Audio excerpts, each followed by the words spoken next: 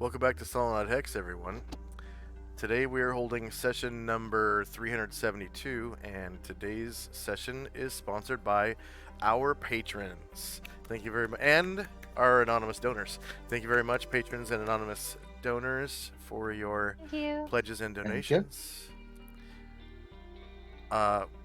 Players at this time, if you haven't already done so, go ahead and add 372 points for showing up on time.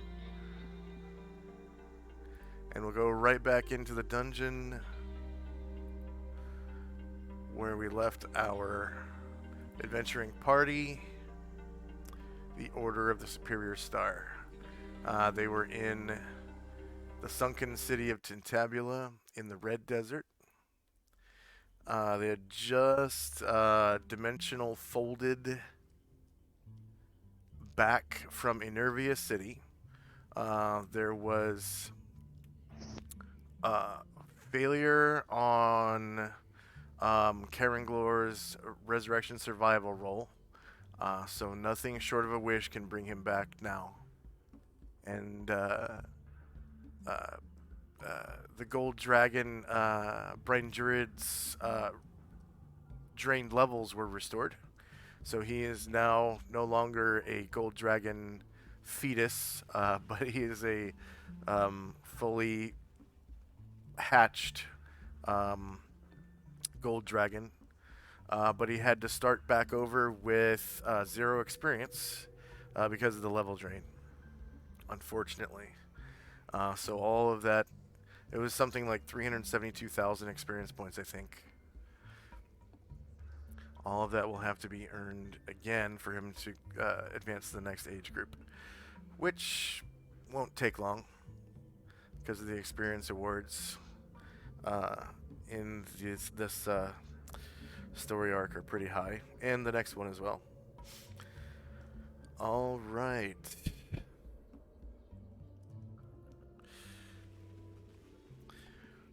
Time now is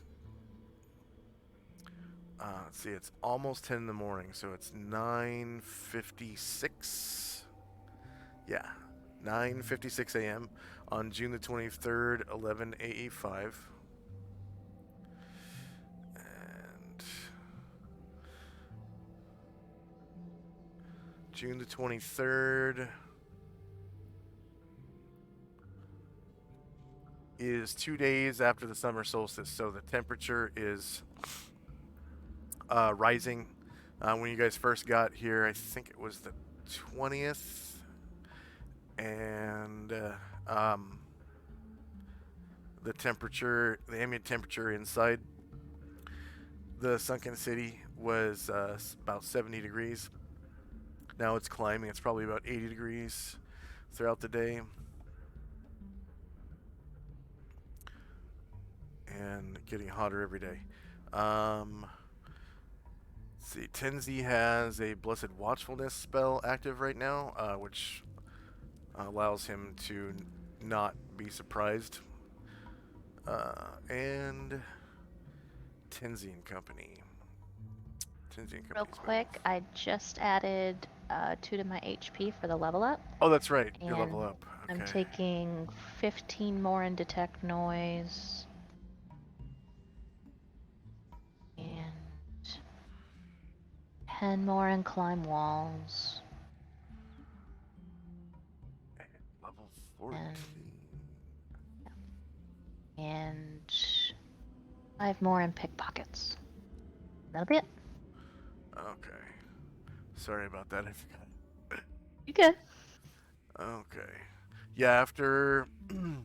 So thieves get 10 hit dice all the way up until level 10. They actually roll a d6. Ever after every single level they gain a static 2 health to their max and their current. So I hope you added both your max and your current HP. I did. Okay. And I rolled so bad Unfortunately, my all of cubes the- rolls. I can't wait for 2 health. Yeah. Right? Like, Asher's, like, I consistently did, like, a 5 or a 6, and then, like, a 1 or a 2. So it's right there in the middle. Yeah, it is about about average. Let's see. Actually, you're above average for a thief Oh, because wow. it would be 3.5 is average, so times 10 would be 35 health, and you're well above This is a that. little high, yeah. Yeah. Cool. Okay. 2, 4, 6, 8. Yeah, you're about 2 above that. 2 above average. All right. Yep. So Tenzi and Company's move. I think we're just relaxing right now. Yeah, we're just relaxing right now. Yeah. Okay. Anatar was reading magic on some book. Yeah, he had just finished learning the fireball spell. Oh, that's what he was doing. After he read the fireball spell, he started reading captured spellbook he's had for forever. The Mundus Compendium. Yeah. Okay. Asher. Anatar. Mundus Compendium. So he's one more page into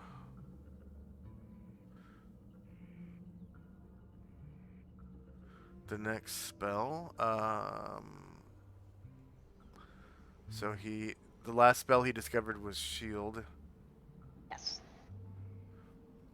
and after Shield there were 7 more pages, and I forget how many pages he was into the next spell. I don't think that he had started yet. Okay. Oh, yeah, good point, because it's 1 page. So, yeah, he discovers the next spell is armor, Okay. and it is 1 page, so 1/27, and that is level 1. And then there are yet 6 pages in the book. And I believe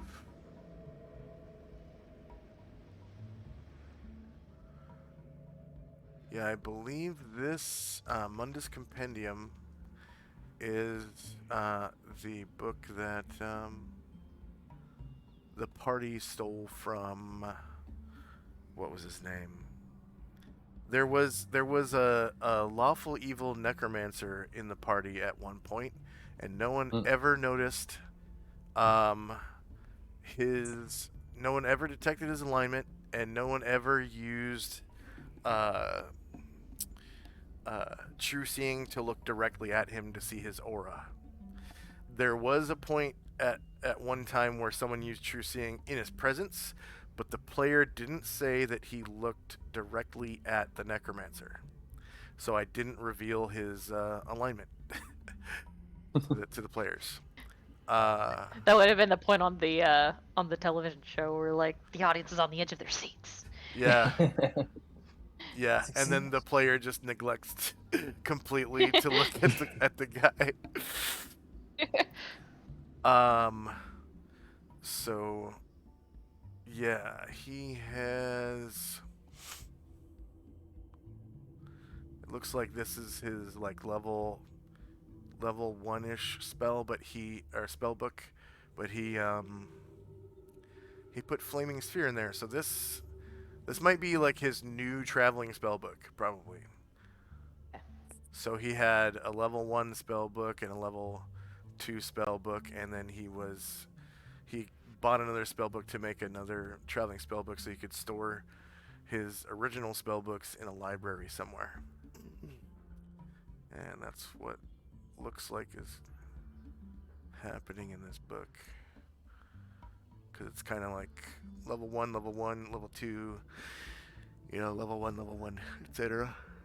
All right. So yeah, the NPCs are all just kind of hanging out still. Adolf and On are playing their chess game. Uh, the IMC soldiers are on guard. Forndor's guarding the door. Uh, the guys at the table are having tea and just talking. Okay, next up is Asher and Company's move. All I really want to accomplish before we fast forward is reading the rest of this book. Okay, so he just read his other page, or his page for this round, and discovered it was armor. Next up is Chandrak and Company. So Chandrak, he's been sitting on the bench and he's been relaxing and he's been thinking. Then all of a sudden, like, a thought comes across his mind, and he gets up and he walks back over to the table next to Adol, and On, and he wants to ask him. So Adol, I remember you told me about your spell book that you had. Oh yes. And you had some very impressive spells in it. I almost didn't catch it because you said it very quickly, but did you say that you have a wish spell? A spell like that exists? Yes. Yes. I'm able to cast a wish spell. And is it true that, like, a spell like that could do almost anything?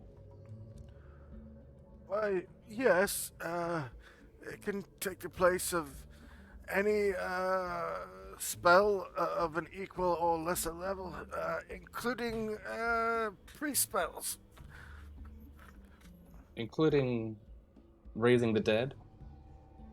Oh, yes. Yes, of course. Why do you ask? Do you have a wish spell prepared by any chance? I have two. Well, we happen to have a companion here that Isis failed, but I think you might be what we need. Oh, yes. Perhaps for a price? Absolutely.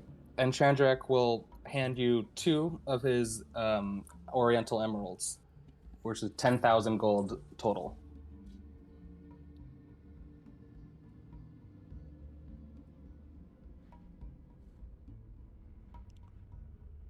Oh, I'm afraid that's not quite adequate.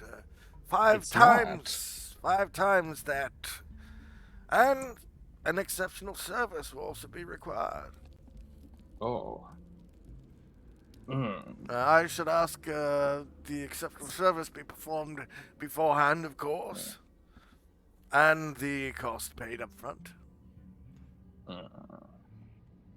That's a lot more expensive than the priest charged us for. Priests don't cost swish. Unless, of course, you mean my beloved Terra. Yes, your sweetheart. I don't think she knows the wish spell at all. That's unfortunate then. And Chandrak will return to the bench. Are you Half sure it character, was? good thinking though. Are you sure it was a wish spell that you purchased from Terra? Well, no, it was a raise dead spell. Raise dead. Huh. We would like to raise our friend. Who is that, if you don't mind me asking? Karanglor. Karanglor? The elf? Yes, we brought him with us, didn't we? Well, raise dead doesn't work on elves, silly. Only resurrection. Oh. Spells are complicated. I forgive. Yes. Are you sure it was the raise dead spell? Terra Well- should have known. It doesn't work on elves. Well, then, I suppose it must have been a resurrection then. Ah, that makes much more sense. What happened, if you don't mind me asking? Well, she went through her her ritual. There was lots of chanting uh, and then the magic didn't quite hold. It seemed to fail. Oh, in what way? Well, it seemed like the magic almost, for a brief moment, Caranglor did seem to come back, but then they died again.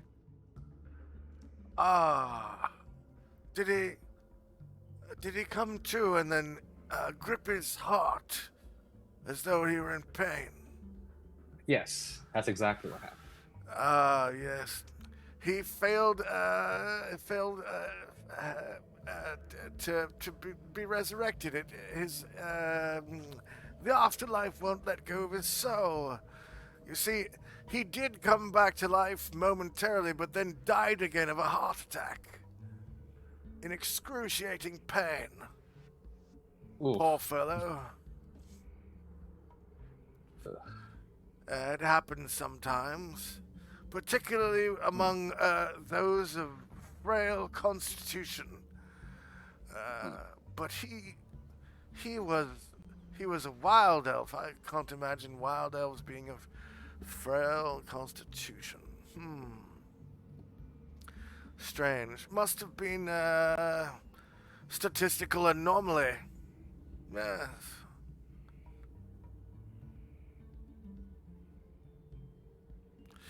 Well, anyways, if you should wish to come back with 50,000, no less than 50,000 gold coins, or thereabouts in value of gems, and wish to perform an exceptional service to me, I should be obliged to cast the wish spell and bring your friend back. The reason the cost is so high is because the cost is so high to myself. You see, I understand. there's a chance that my constitution may be damaged permanently. I thought that certain spells didn't come with that risk. Certain spells don't, but this is one of the ones that does. Then I understand completely. I'm sure you noticed when Terra cast the resurrection spell, she appeared a bit older afterwards. She did, that is true. Well, wish is ever so much more costly. It doesn't age you, you see. It saps out your soul in parts. Well, there's a chance. Oh dear. And being so, well, old and frail, it could cost me much more than you think. That's true. I wouldn't want to bring someone back just to lose someone else. But for the price of 50,000 gold coins and an exceptional service, the risk is well worth it, in my humble opinion. And I should be willing to perform the witch spell as you've described. Well, I'll think on it, and perhaps if we run across another treasure hoard, I'll come back. Yes, and then I shall grant your wish. And Shandrek will sit on the bench, and that'll be all for him. He's just trying to relax. Okay. Time now, 9:55 a.m. Tenzi's Blessed Watchfulness. Is Tenzi still waiting? Yeah. Okay. Anatar reads another page in.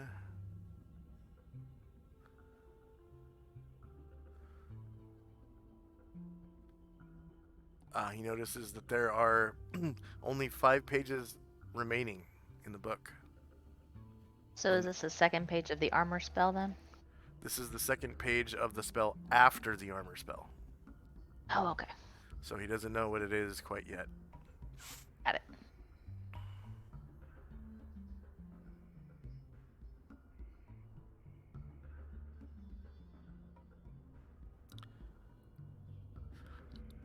Adolf and On continue their chess game. Asher and Company. So Anatar reads his page. That's all I really wanted to do. Okay. Shandrak and Company. Just starting to relax. Okay. So we can fast forward until the last pages are read, correct? Correct. All right.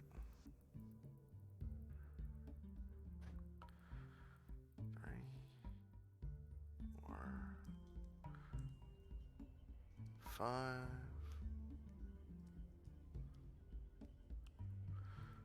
Okay.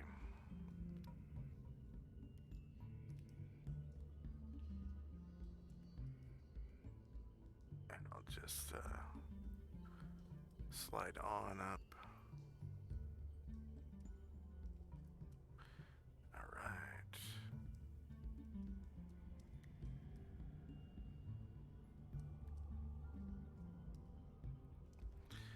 And Anatar discovers that the last spell in the book, Mundus Compendium, is a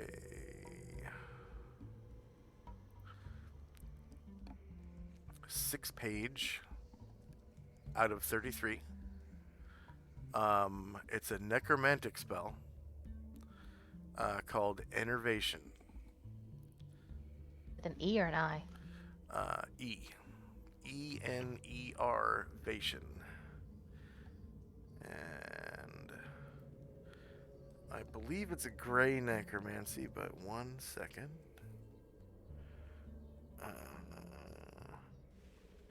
Look at necromancers. Tables.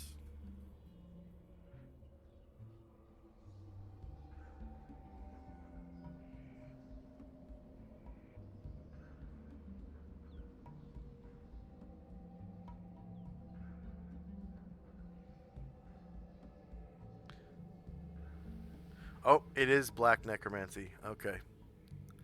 Okay, so using Innervation will slowly slide the character's alignment towards evil. So right now he's good. So, using it a couple of times would probably slide him to neutral. And then after that, if he used it a couple more times, it'd probably slide him to evil. So, I mean, he's got... When he finally figures out what it is, he pulls a face.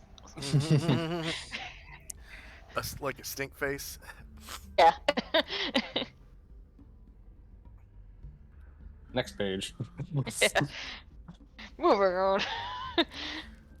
He finds the next page is empty. Alright. So that was the last spell. So there's 17 empty pages in the book. Nice.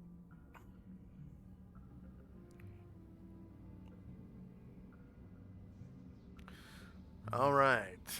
Anything else for Asher and Company? Now, if the guys are, I'm ready to fast forward basically the next day. I want to okay. before the next day, Asheville will want to cast a spell. So before we're ready to memorize new spells, yeah. You'll want to cast a spell. Okay. So if you want to fast forward to that, that's fine. Oh, he doesn't want to cast it right now? No, because I don't know if something might happen between now and then. I might not want to do that. So. When does he want to cast it? When does he want to cast it? So like right before the end of the day, before we would rest to memorize new spells, like the last thing of the day. Okay. Is it one of his innate magical abilities? Yes. Okay, so the way I run innate magical abilities is you gain those back at exactly midnight every day. Oh, okay. So then right before midnight he would do it. Okay. So at 11:59 p.m. Dinner time. Jim's gonna use create food and water to feed all the people and animals. Just Jim or maybe Varen too. Let me double check. I know I memorized between the two of them enough. So does that mean that you're not going to rest? Like the whole party is not going to rest until 11:59 p.m. or what? I think we just follow our normal schedule, and then at that time we Yeah. just do the spell. Okay. So Oh, he means okay. Yeah. So daily routine. Okay. So you wait. Let's see. And then did Chandrak want to do anything before? No. Yeah, he's just resting. Okay. So I'm gonna roll. Let's see. I'm gonna roll for encounters for 10. Yeah, 10 a.m. until 7 p.m.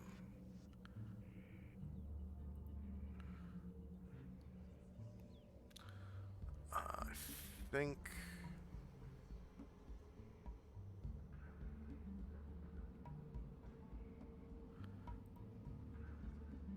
Special.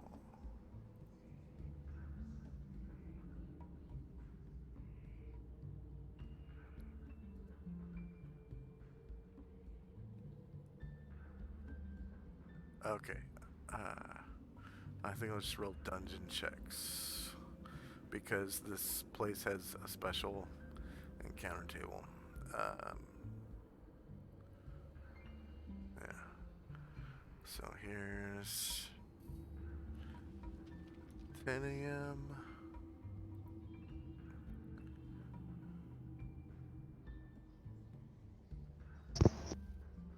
11 a.m.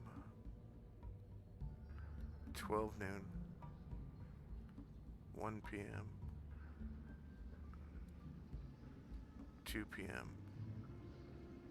3 p.m. 4 p.m. 5 p.m. 6 p.m. and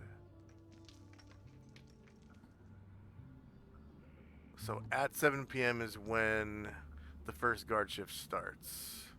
So let's edit this list to reflect the new party. So I'm just gonna take the NPCs Healy off foreign door because they're using the soldiers to guard the tower. So Asher Thalion, Morgul, take him off. Baron, Goki can stay. Tar Jim, Sashi. So add all. It's been a while since I had Brine Druid. Do dragons sleep normal?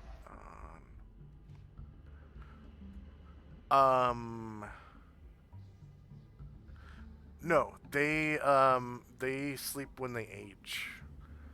Oh, okay, so Yeah. it can be on all of them. Yeah, it can be on all of them. Mega, so Amistan's not on there. Morgul's not on there. Okay. So now you can edit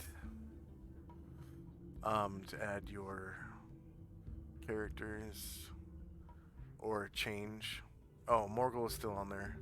Could you delete Morgul if you're editing? I'm opening it right now if nobody else is. Okay. Yes, I will.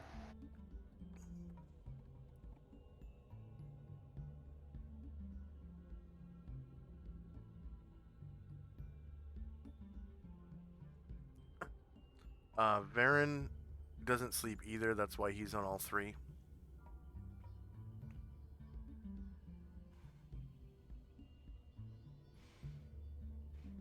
Asher's just don't sleep. Dragons only sleep when they age.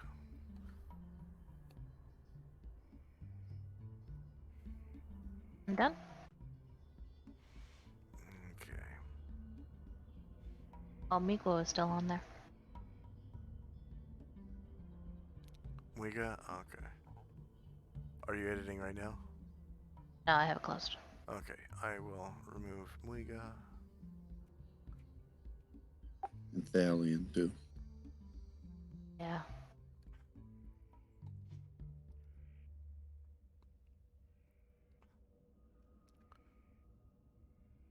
Okay. And then, what about Tenzi? Is he? Yeah, so I'll add Tenzi and Ashriel on. Okay. So, is there going to be a nap? 'Cause I don't. There is one nap. Yeah. Varen has one memorized. Do you have one as well? Yeah, Tenzi has one too. So Okay. I have it on this. I'm done editing now. Yeah, so I can get 10 people. So 10 is a lot. Let's see. What time are we casting the nap? 7 p.m. Okay, okay. So from 8 p.m. on, all the spellcasters would be memorizing spells until they finish. Each level of spell takes 10 minutes. So if you're memorizing like 3 level 3 spells, 3 times 3 is 9. And 9 times 10 minutes would be 90 minutes, so an hour and a half.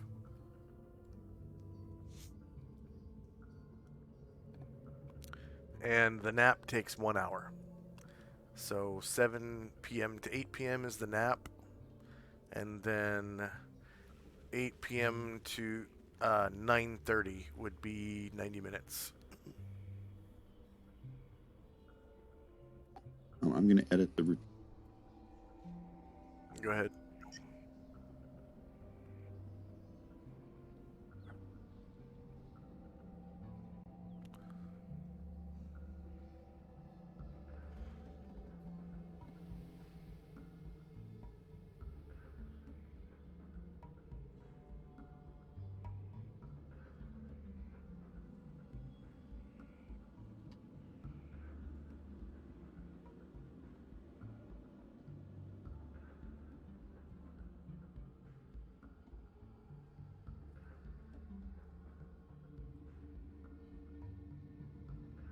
So I added Ashriel and Tenzi on the last shift, but it's possible they might still be memorizing spells, but so they might be doing that instead, depending on how many they do on a given day.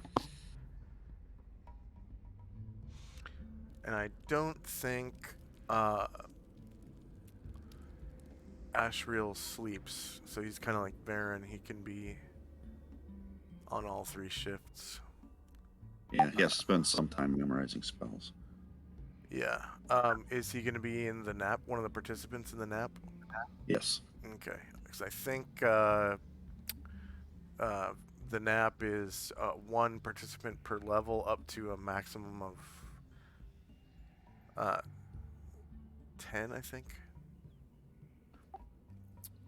That's what I have. Yeah. So up to 10 people can participate in this nap. I'm pretty sure it's 10.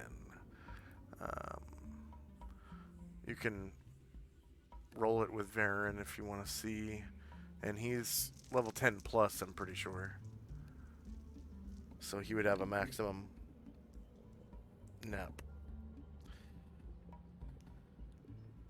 So the reason I limited it to 10 is because there's sort of an unwritten principle in the errata for 2nd edition where spells of levels 1 through 3 max out at 10th level unless otherwise stated. And then spells of level 3 through 6 max out at level 20 unless otherwise stated. And then spells of levels 7 through 9 max out at level 30 unless otherwise stated. The only caveat to that is I think Phoenixes cast at 40th level some of their spells, some of their innate spells. So, and then quest spells I don't think are even dependent on level for priests, and then true Dweimers for wizards I don't think are dependent on level either. It's like dependent on how much money you spend on them and time.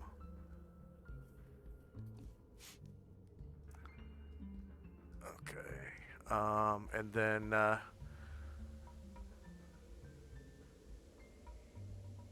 Chandrak, did you want to be on all 3 shifts as well? I'll put your name on there real quick. Participating? Are you participating in the nap? Oh, yeah, sure. Yeah, that sounds good. All right.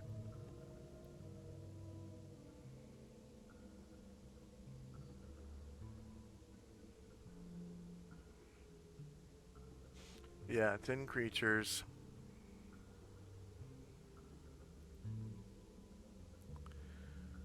So that's probably going to be Anatar Jim, Baron himself, Ash. Oh. Well, yeah, Ashel can gain the benefit of the nap, but he doesn't have to sleep. And then Chandrak, so that's only 5 people. So you could have quite a few more people on all 3 shifts. Do you even have 10 characters? Let's see. Asher has 5 NPCs now? Or is it 4? Jim, Anatar, Brian Druid, Baron, and Goki 5. 5, and then Tenzi has 3 characters, and Chandrak 1, so 5, 8, 9. You could have the whole party in the nap. Well, sorry, Asher has 5 plus Asher, so 6. Ah, okay. That's exactly 10. You could have the whole party. But that means There'd be an hour where the first hour everyone's vulnerable. Now, sounds like 2 of us have the nap spell prepared, so if we wanted to do it during 2 different hours, Right. could we arrange that? Yeah. So you want to have Tenzi guard the first hour while everyone naps, and then Tenzi can nap during the second hour? Yeah. Yeah, something like that. Okay. I wouldn't leave Tenzi by himself, but yeah, even if we leave 2 or 3 people up, I'd say we'd be alright. However you want to split it is up to you. Okay. Just annotate in the first line, you know, who's sleeping in the first nap, who's sleeping in the second nap. You can also make, since we have slots, we could make it available to Muiga if she wants it, or Adolf or on as well. Yeah. They're just going to behave normally. Okay. Okay.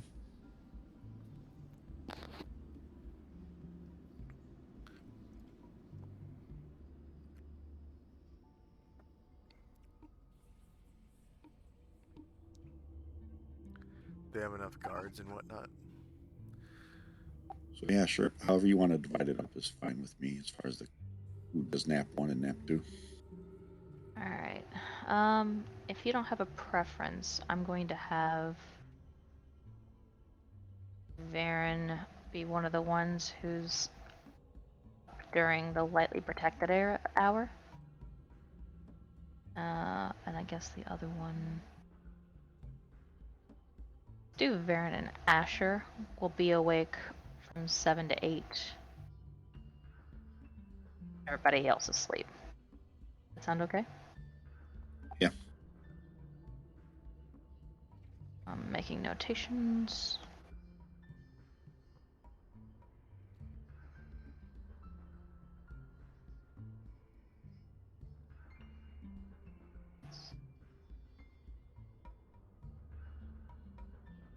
7 p.m. to 8.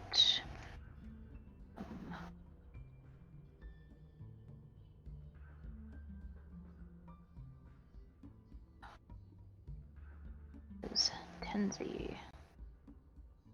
Ashriel.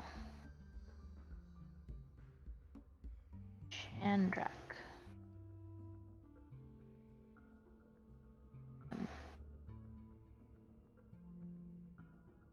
Tar. Sachi.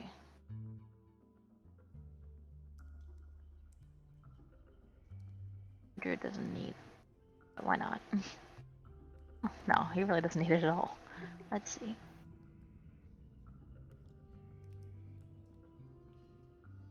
That's everyone.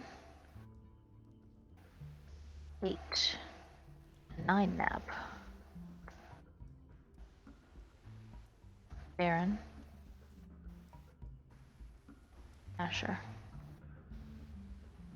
And Bookie. Should be in the first one. I'm saving. Somebody check me on that. Make sure I didn't miss anybody.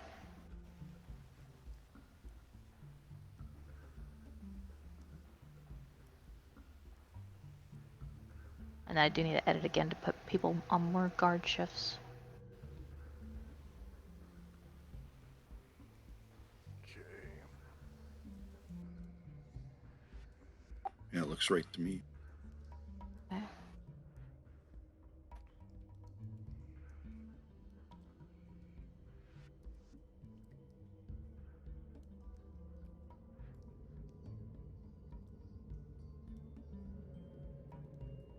Still leaving the casters only on the last guard shift so they can memorize spells.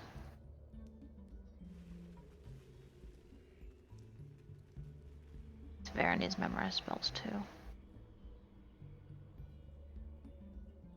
Should be enough though.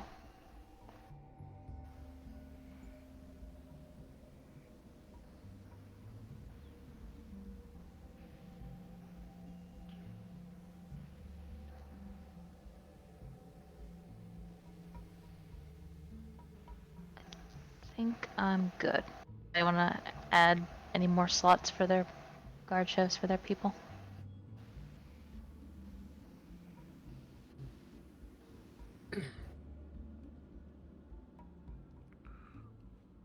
Looks good to me. Actually, Anatar probably only needs one shift memorized too, so I'll put him on one other shift.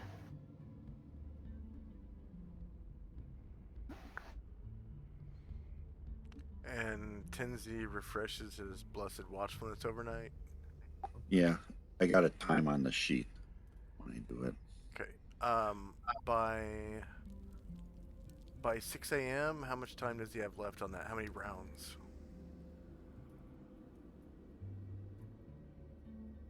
Let me do the template so we can see it. Okay.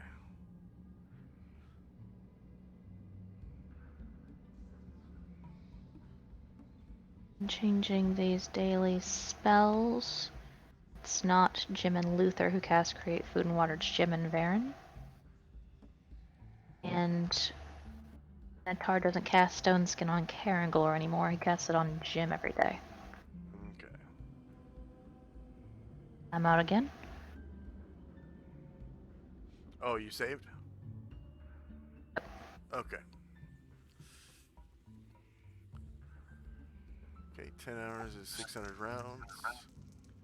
You're in So the it's 7 p.m. or 7 p.m. to 8 p.m. nap, and then how long do you memorize So I- spells?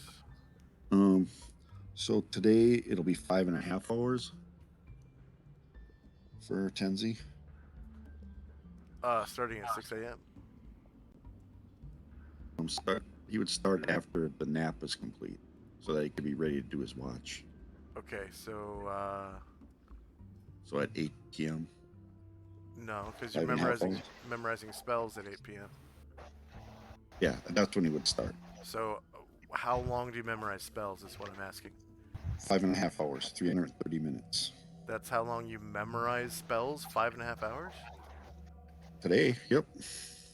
Okay, so that's all the way through the first shift until wow, 12:30 a.m. And then normally I wait and cast Blissful Watchfulness at 3 a.m. Okay, so by 6 you would have 7 hours left. That was my Exactly. question.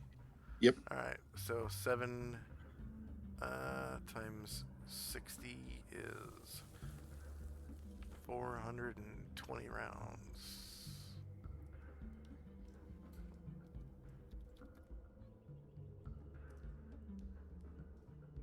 No. Yeah. Yeah. 420.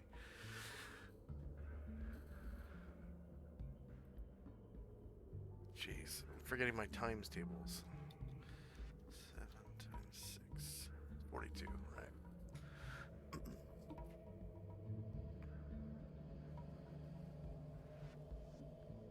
Alright. Looks like a good routine to me. Now that we've got that established. Go ahead and roll base size initiative for the player characters. And I'm going to remove on from the TOT and add Adolf because he's their leader.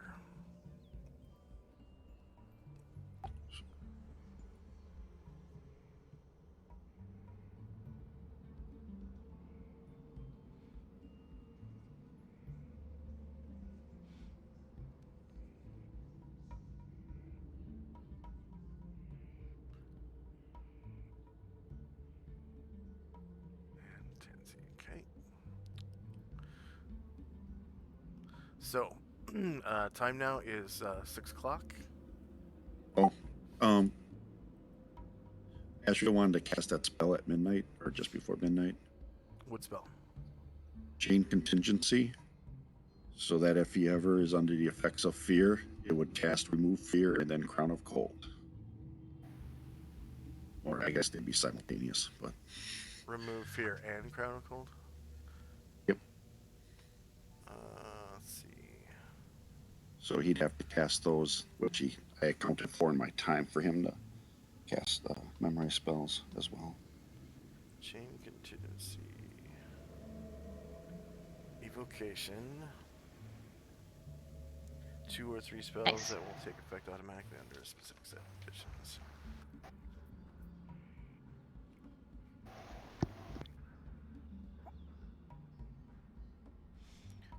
Either 2 spells to occur simultaneously or 3 spells to occur consecutively, 1 per round. Spells must be of 8th level or lower. What 2 spells did you say? Remove Fear and Crown of Cold. So that's first. Oh yeah, third. definitely lower than 8.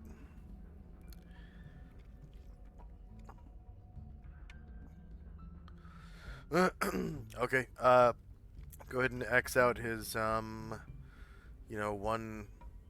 evocation spell for the day. Yep. And then also those 2 spells as well, because he has to cast them at the time he does a chain. Yeah.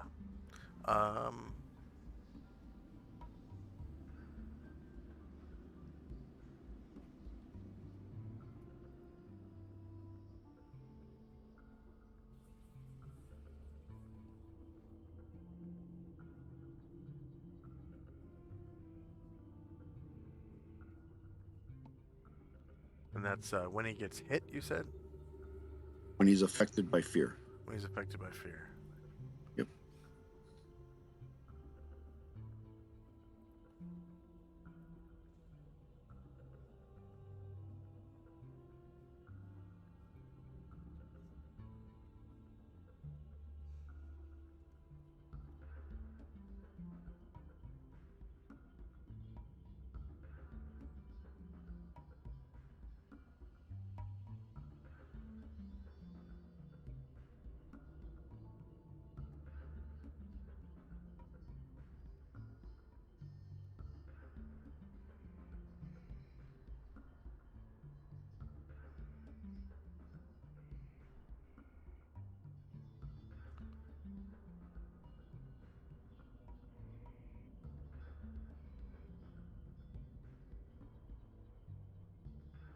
Never surprised when affected by fear. Chain contingency to simultaneous remove fear, crowd cold.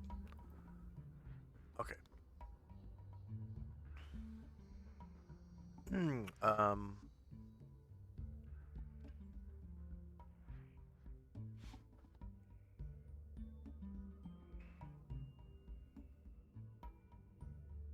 Duration is 1 day per level.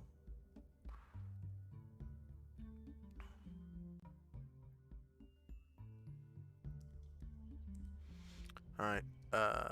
Tenzi's Blessed Watchfulness is in effect.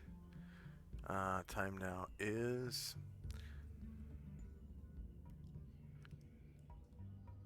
6 a.m. June the 24th.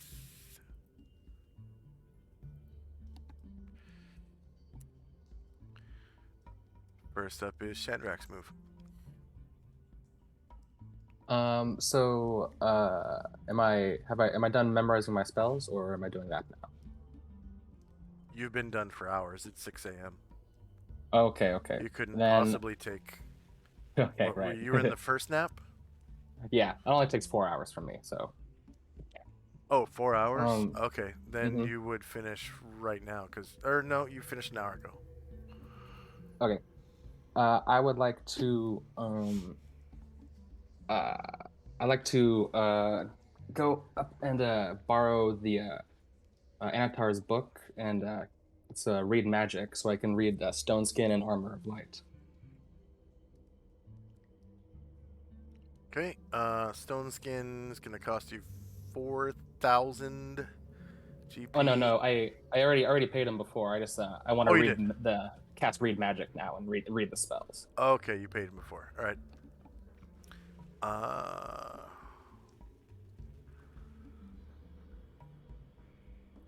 Superior Star. So go ahead and roll the template. 18 rounds. And how many read magics have you memorized? Just one. Just one. Okay. Whoops. Ashram Company. Anatar.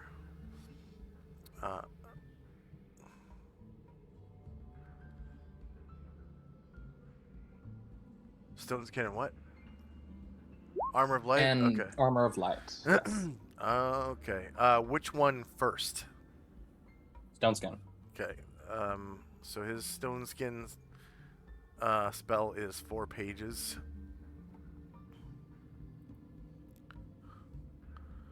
And you get 18 rounds to read.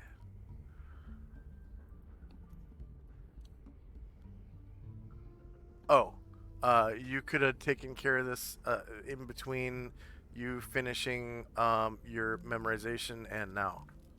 Oh, all right. That's fine. Yeah, if there's time. Yeah. Okay, so cross off 1 read magic. The Stone Skin spell is 4 pages. The Armor of Light spell is 7. Did you want to copy one of them in your spell book or both? If you have I would copy like spells, to copy both of them. you Yes, I have two two copies. Okay, so go ahead and roll to learn. You said Stone Skin first. Yes. Okay, go ahead. Let's see.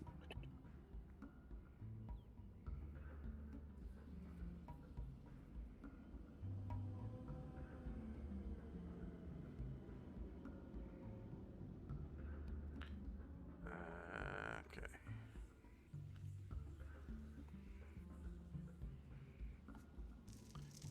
Read by Shandrak and read by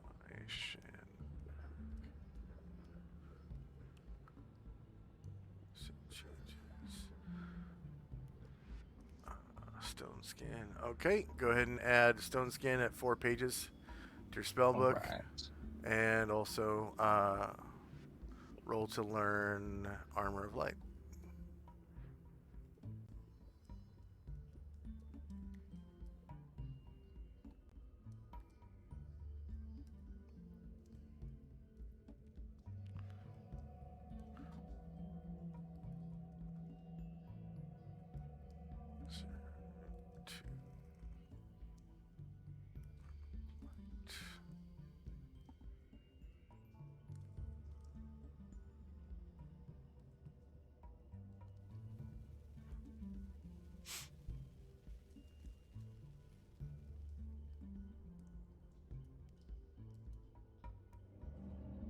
Oh, wow.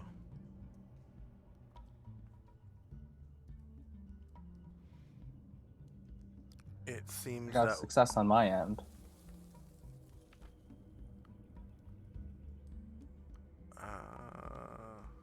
Yep, I see it. Um, Cool. And that's 11 pages, so I'd like to spend the other 7 reading the squad spellcaster book. okay.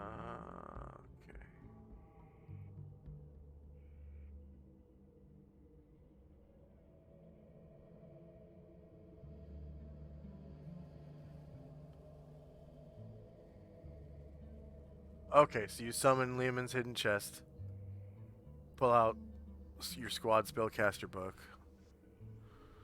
And it says you're 1 page into the 5th spell. And you had... 7 pages left on Read Magic. Yeah, because it was 18 rounds. Alright, so you find out the 5th spell...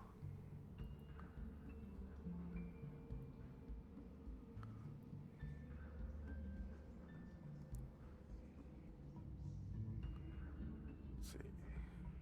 The last one was Stinking Cloud. Mm-hmm.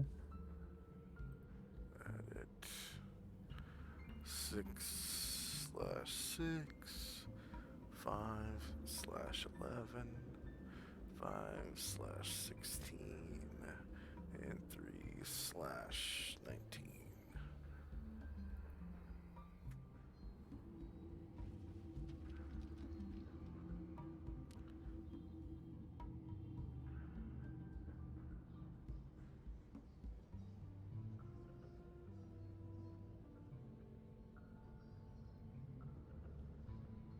Okay.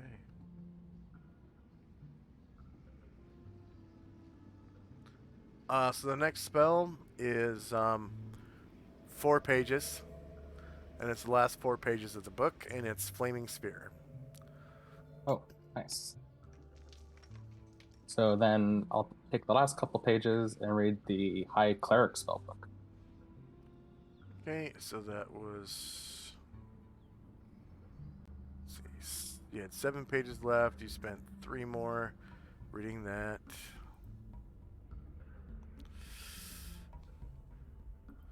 So, Flaming Sphere. 4 out of 23.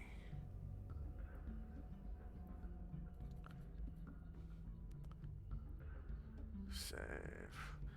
So you have 4 pages left to read.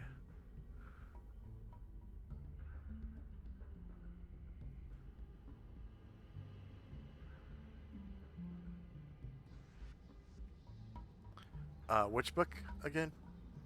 The where'd it go? High Cleric Command Scorpion book. High Cleric.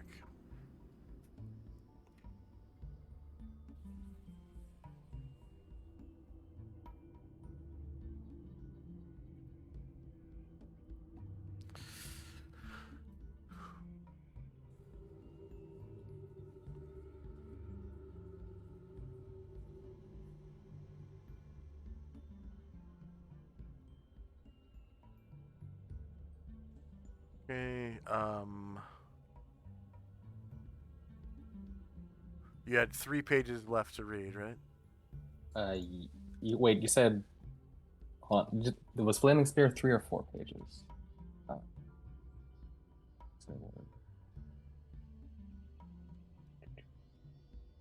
that was 4. Yeah, 3 pages. Yeah, so you should be 3 pages left. Okay, you discover that the next spell is 1 page, and it is the light spell. So I'm editing right now.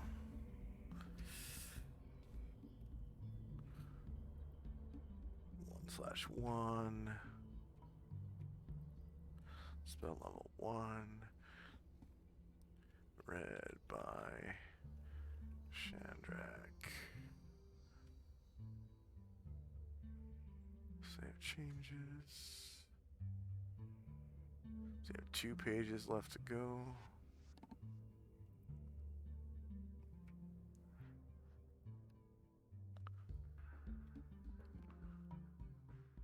Okay, you are 2 pages into the next spell and don't know what it is yet. Okay. And also, if there was time, I'd test the armor spell. Yep, plenty of time. And that should be all for me. I'm just gonna put how many pages the next spell is. 5 pages. 5 out of 6.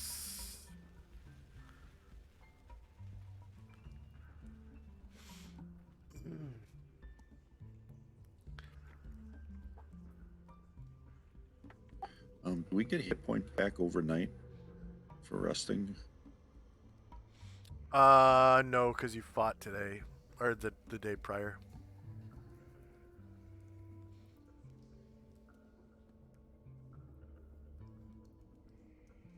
Pretty sure everybody fought. Including spellcasting.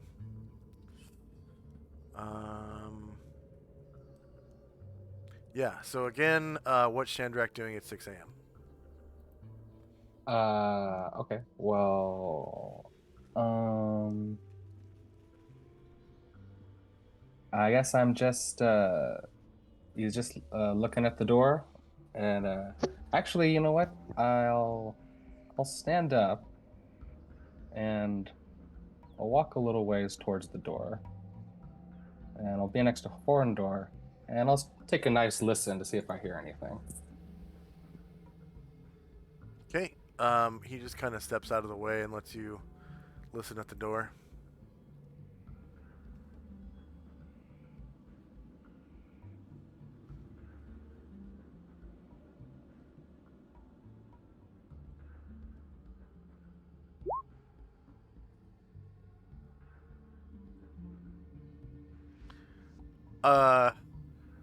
Okay, so you hear,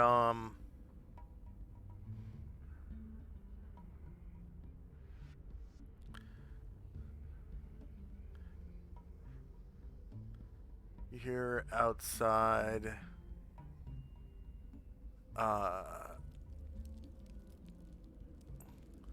the tapping of a foot against sand. Mm-hmm. And the rattling of a firearm as it's being slung over a shoulder, someone's shoulder. And then like a sigh Mm-hmm. of boredom, Yeah. basically. All right, cool. Hearing that, Chandrak will kind of relax a little, and then he'll go over to the board game and wait his turn if there's nobody playing. Sorry, see if he can get around it.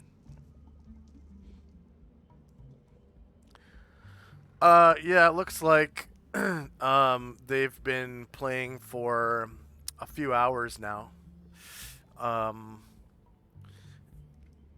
And they're like right at the end of a game where, you know, neither one of them has a queen. One guy has like a king, a pawn, and a rook, and the other guy has like a king, 2 pawns, and like a knight and a bishop. And they're just kind of going back and forth, like check, check, check, check, check. But Chandrak, it looks like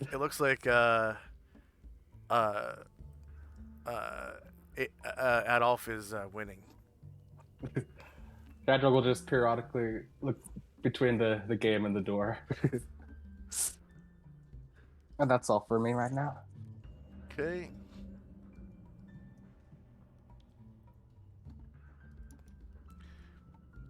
Next up is Asher and Company's move. So, Asher says, I propose we start with the most dangerous area we know about, the mummies and the nearby man scorpions near the horn.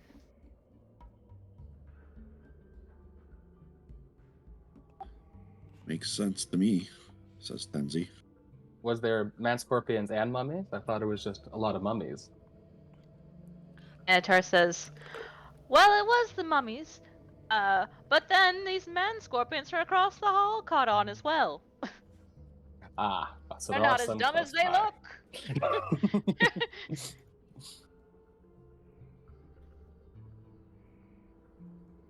Asher says, I remember the general direction he was coming from, but I'll probably have to do some scouting to find it exactly.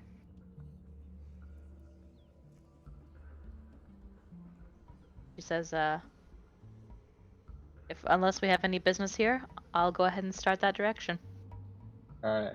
Now be careful. I swear, I was so worried I even cast a spell that I heard this big loud noise. I'm pretty sure that the door before the mummies is trapped. So be careful. Asher says, she winks at him and says, thanks for the heads up.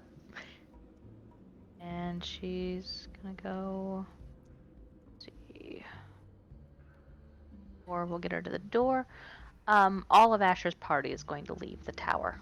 Okay. Put them all at the door. Four.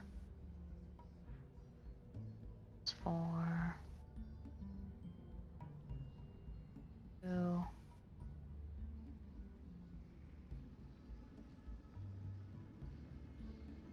Four. Some cookie. Oh, there she is.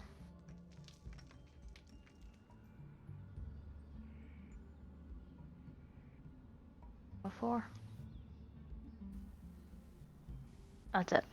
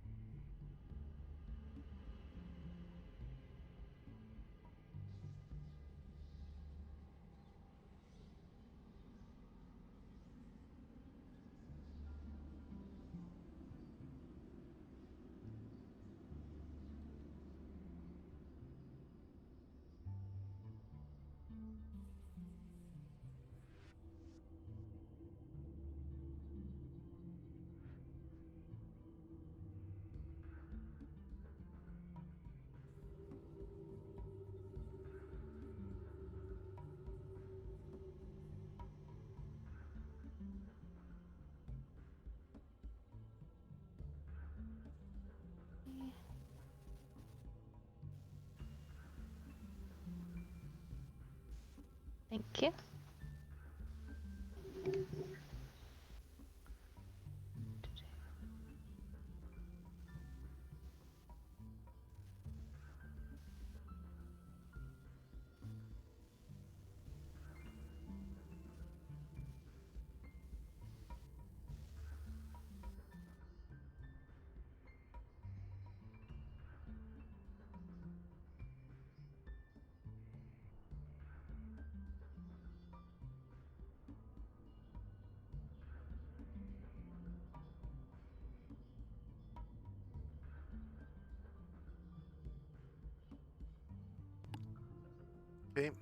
Tenzi and Company. Oh, but real quick, Asher still has some movement left. She's going to use her ring and head south.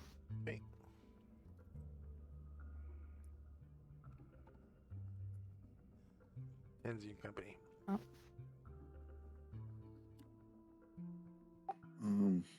I lost light.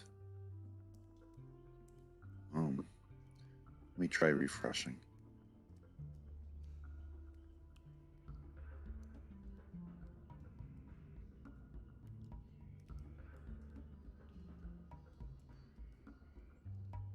But basically, we're gonna exit the tower as well. Musashi, Ashrail, and Tenzi. We gather up at the door and then exit behind Asher and Company. And as I get off the sofa, I'll yell out to Shandrak, "Don't forget your chest," as I walk past it.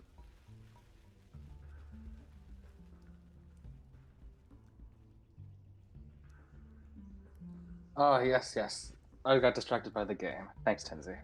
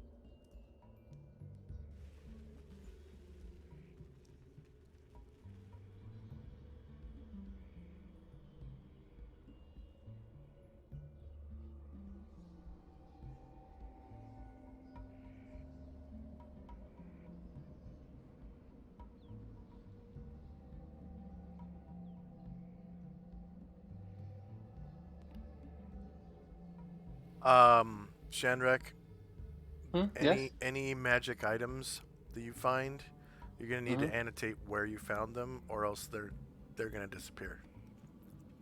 Okay, Straight up. that's fine. So the wand with Uh, geometric shapes, you need to annotate where you found it. okay, that's fine. It's in your treasure chest. Yeah, yeah. Oh, I got that one in the raised dais. Then you need to annotate that.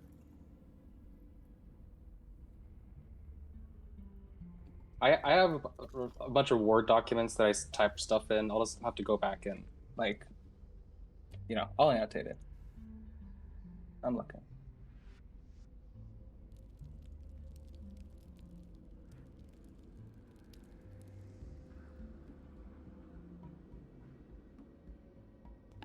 Because when you go to identify the wand with geometric shapes, I'm not gonna know what the hell you're talking about.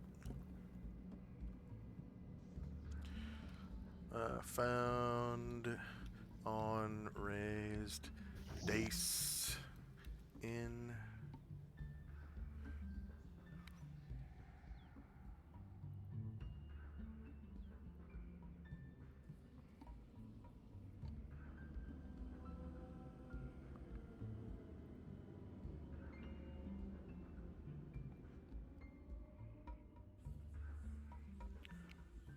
tabula.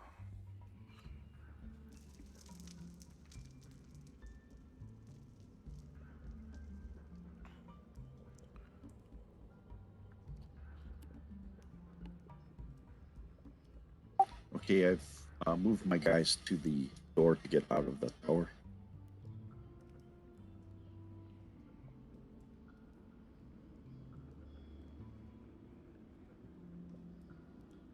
Okay, Musashi lights a torch.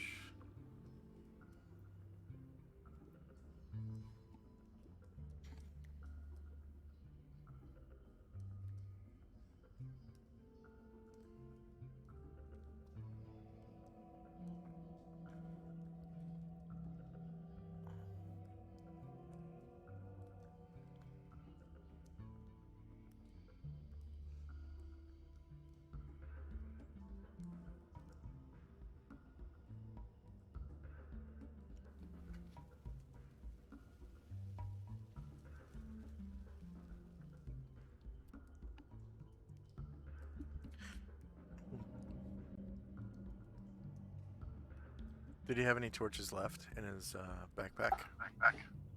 I will.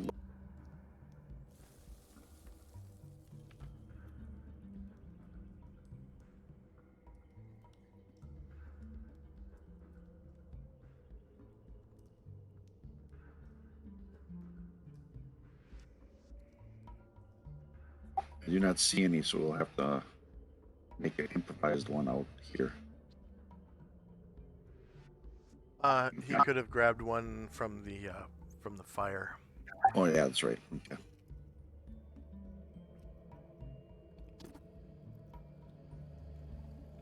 So I just started him a brand new torch. All right, thank you. Okay.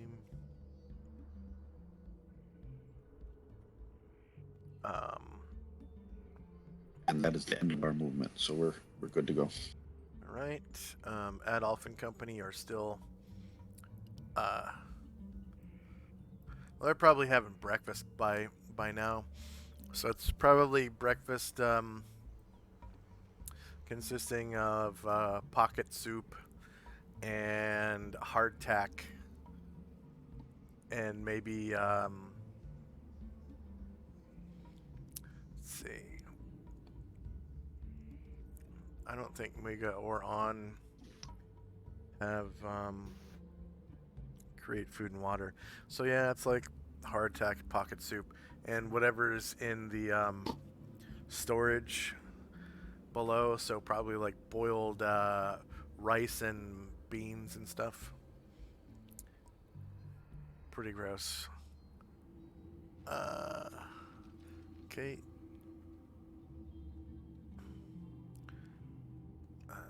Tenzi's Blessed Watchfulness has 419 rounds at the end of this round. You guys had a nap 7 p.m. and 8 p.m. June 23rd. Time now is 6:01 a.m. June the 24th.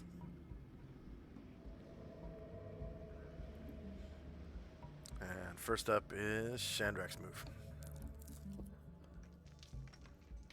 So Chandrak will he'll look back down the board and think to himself, it's like, yeah, this could go on for a while. And then he'll walk to the chest and he'll place his hand on it and send it back to the ethereal plane. And it goes bloop and blinks out of existence. And he'll follow everyone else outside.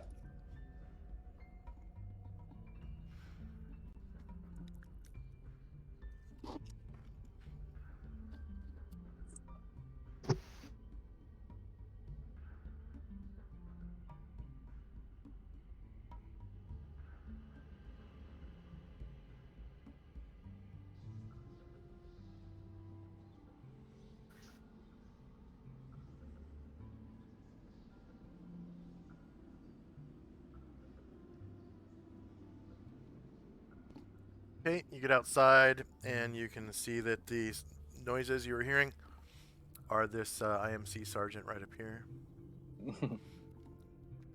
He's sort of tapping his foot in the sand and fidgeting with his rifle. It's a short rifle, carbine, that he has slung over his shoulder, and he unslings it, fiddles with it for a second, and then slings it over the other shoulder. And he's kind of looking around, trying to stay vigilant. He looks bored as shit. Yeah. Like Chandrak will. This is the balls watch right now. Yeah.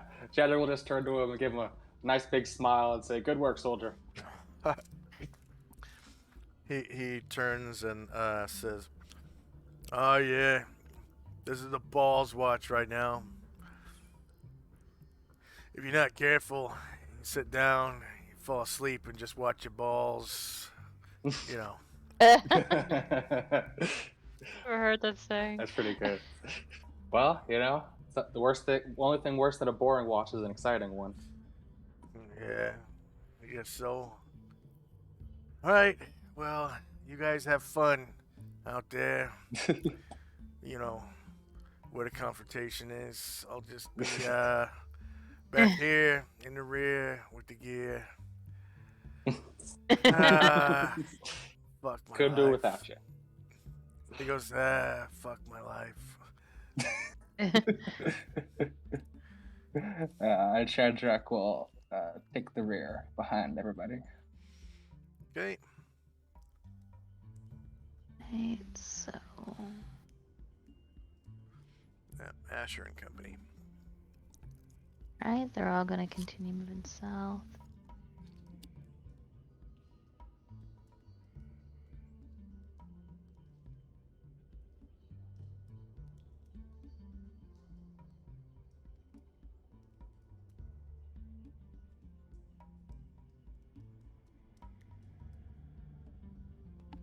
Actually, I put the wrong time. I put the wrong time on the turn order tracker. It's supposed to be 7 a.m. right now. Okay.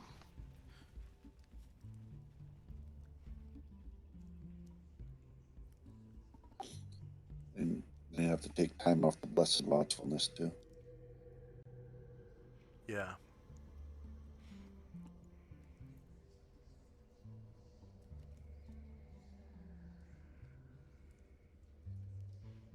That's as far as everyone's gonna get on this turn.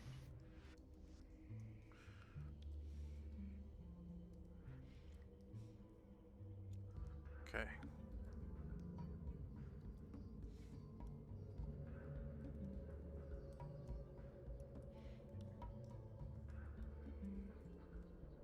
Whoops, I just deleted the wrong damn timeline. 7 a.m.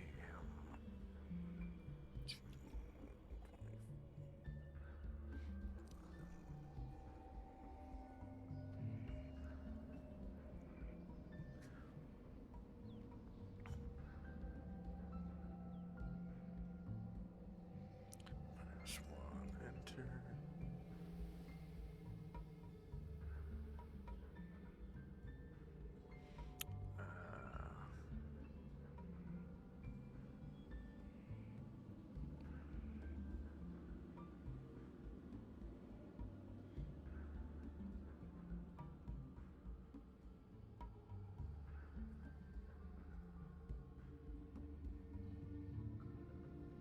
Okay.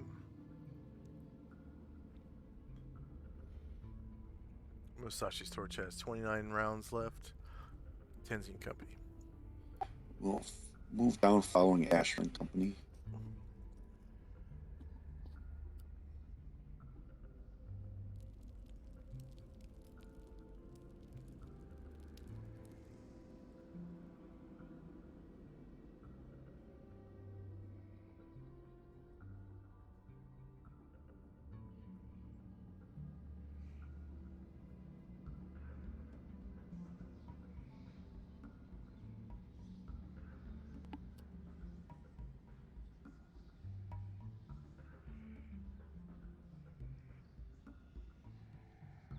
When you get that close, Ngoki's gonna turn and say, we lost track of her.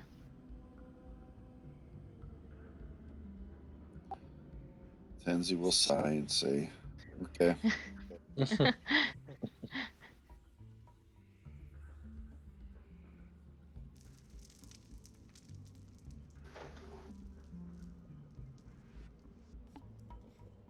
All right.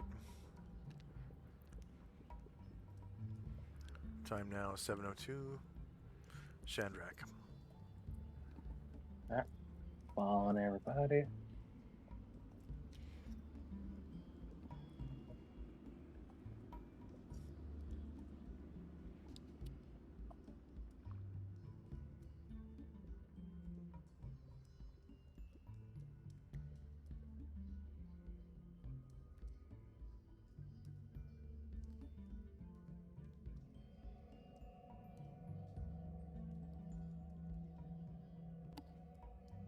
Asher and Company. So I think it's at 90 feet. Let me double check. Oh yeah, so Asher heard Ngoki say that. So she says, "This way," and so they can hear what direction her voice is coming from.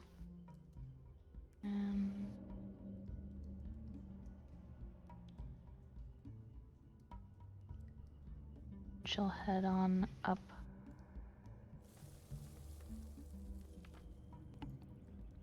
So you just I'm a level with you. You just Yeah. walked through like a field of dead bodies, dead man scorpions. Got to the corner of the street and went up the next alley back towards the tower. Okay, yeah, I couldn't remember which way we were coming from. Alright, so she backs on down.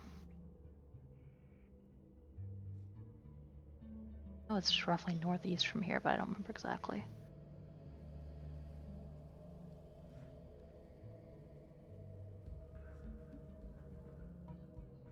Stops here, kind of peeks out.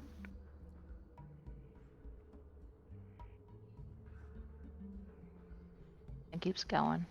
Okay, right about here you can see some dead Duragars. Okay.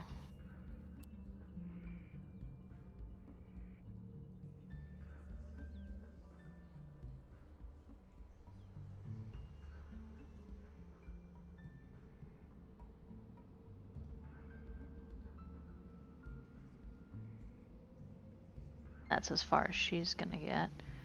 And her party's gonna keep going in the direction they heard her voice.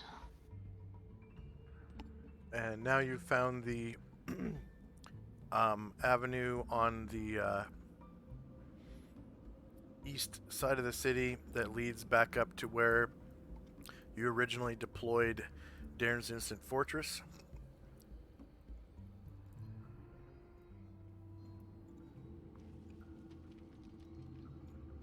Wish I had a better memory. And I wish I could have what's it called? Fog of War. Fog of War turned on. Yeah.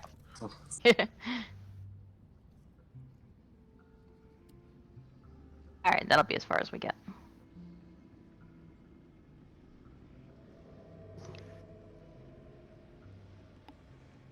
Okay. So you're kind of heading back into familiar territory right now. Yeah.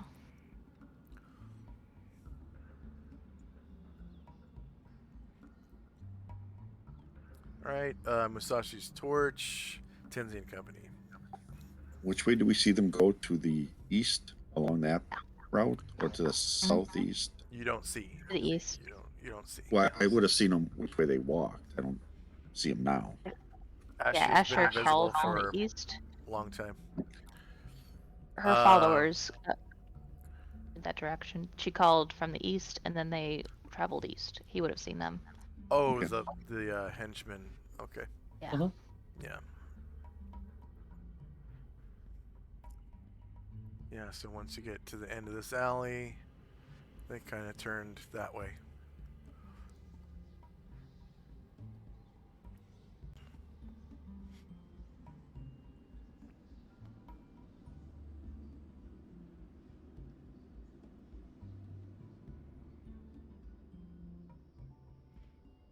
Oh.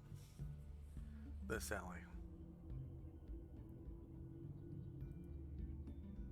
They turned that way. Asheville's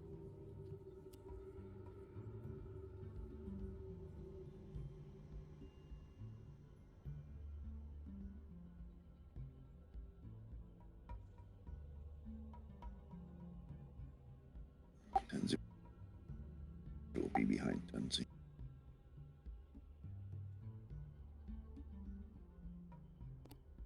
Okay. You guys are heading into familiar territory. To the south, you can probably see the tiles that those Duragar were working on in the throne room, where you first encountered the king and queen.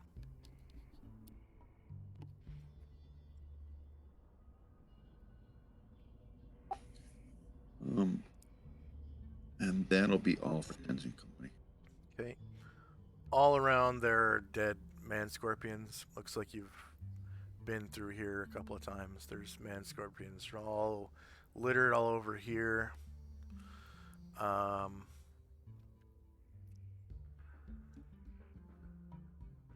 see. I did have to delete a lot of them.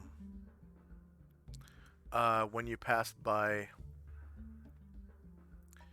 this tower bottom, you saw a pile of dead man scorpions inside here, just covered in vermin. You know, flies and maggots and whatnot are now eating away at their flesh.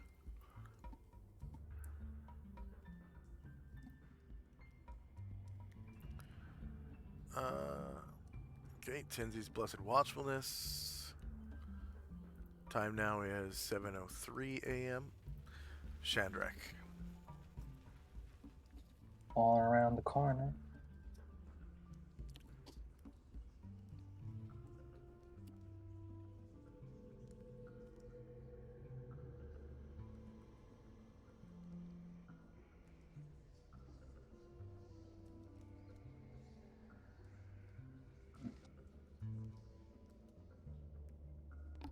Hey, you're walking through like a field of dead bodies right now.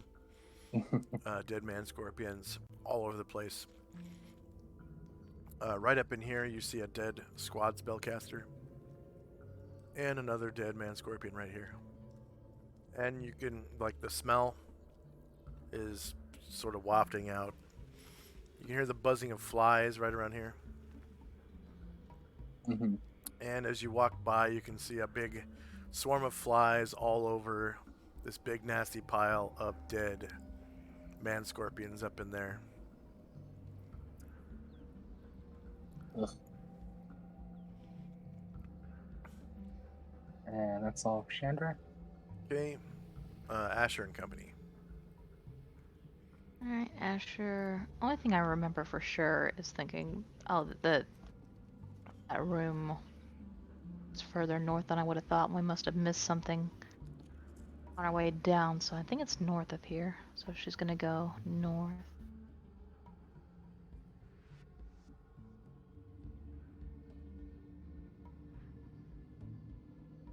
Stop. Okay. Roll dex. Wee.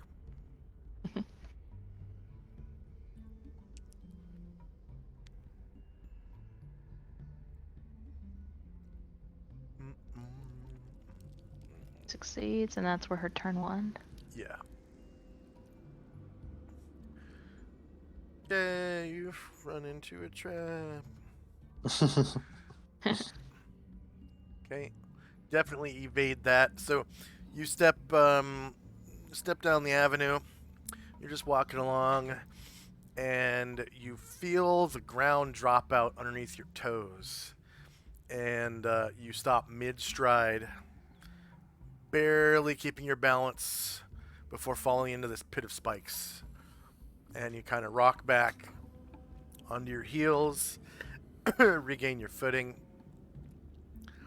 and it's a long way down. Goki says, "Found her."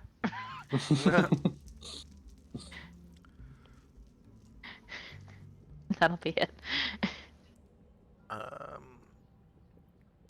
Tenzi and Company. We'll follow them.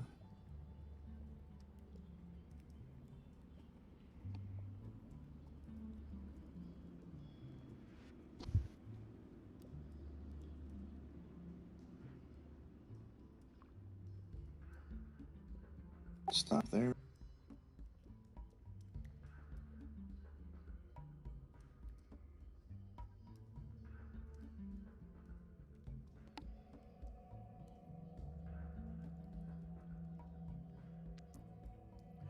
So it looks like you guys are heading back towards where you deployed Darren's Instant Fortress, like the third session you guys were in here. Yeah. So this is like definitely leading back to The wrong direction. Okay. ground you've already covered. Okay. I Asher feel like it says, was north of the bell somewhere. Asher says, all right, we'll check that way.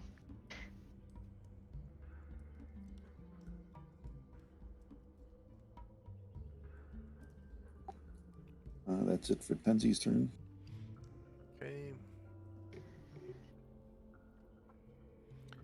And Shandrak. Heading towards the peak.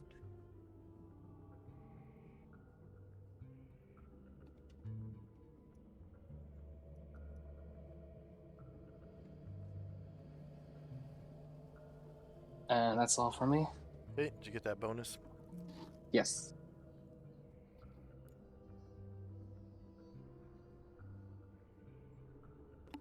Asher and Company.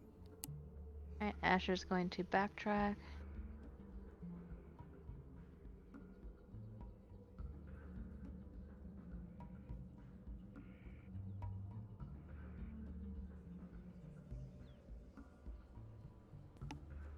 She'll get that far. And everybody heard Chandrak say that about the bell, so her followers know which way to go. Follow her that way.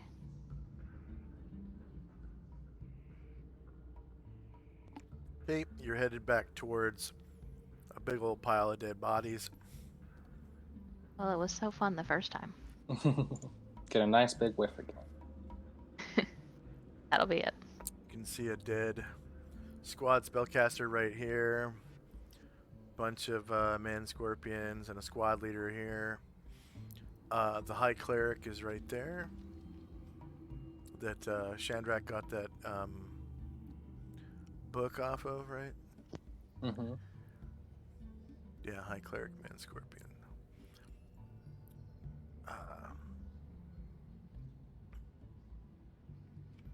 Bunch of squad leaders over there. And some regular man scorpion mooks. Next up is Tenzi and Company. We'll follow along. Tenzi's going to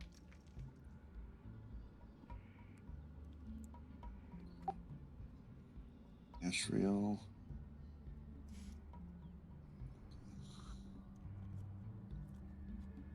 Here. And Musashi. Over there.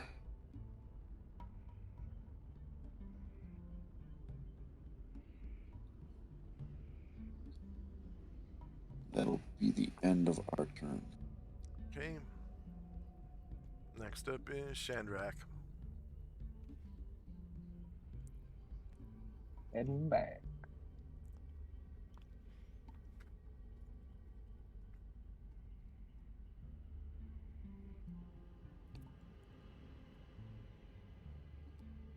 Yeah, I'll stop there. That'll be my turn. Asher and Company.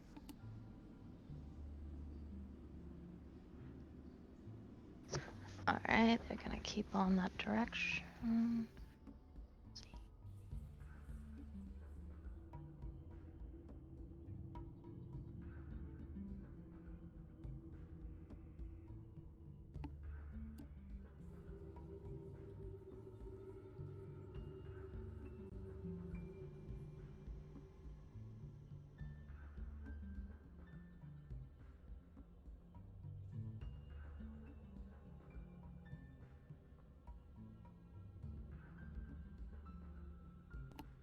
Okay, as you can see, you're getting back into where you had the burning mattresses, where the man scorpions were throwing their bolos here, and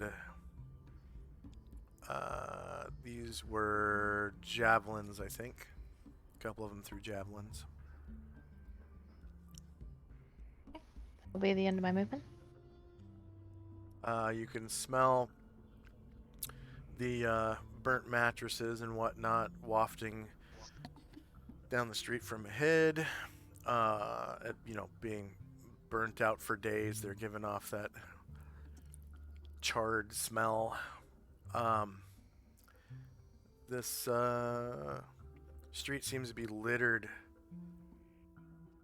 with the dead bodies of man scorpions and whatnot, and also through the hinges you can see the dead bodies of some of those soldiers who gave their lives for your cause right here.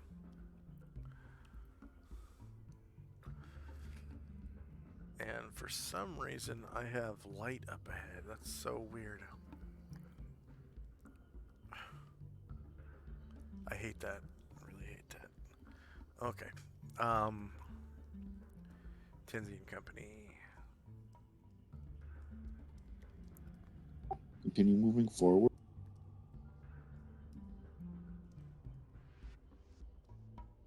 Tenzi will get up to there behind. And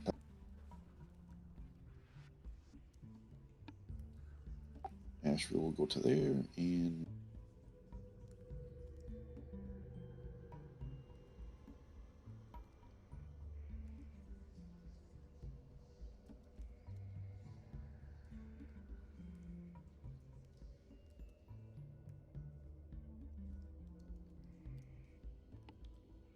Okay. okay. We're good. Time now 7:06, and Chandrak is up. All right. Walking. Okay, you guys are coming up on the area where you had that big old fight with the mattresses and the exploding lantern and the dead soldiers, and then the Marut that disappeared when you defeated it. There's a bunch of dead man scorpions over here.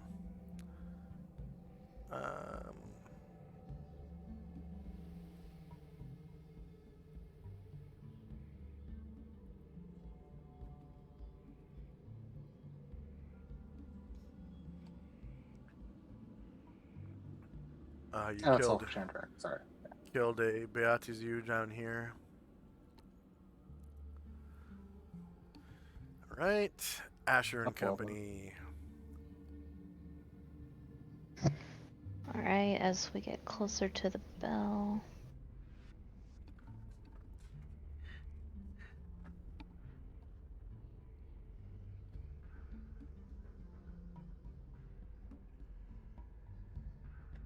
I'm just gonna go north and see what's there.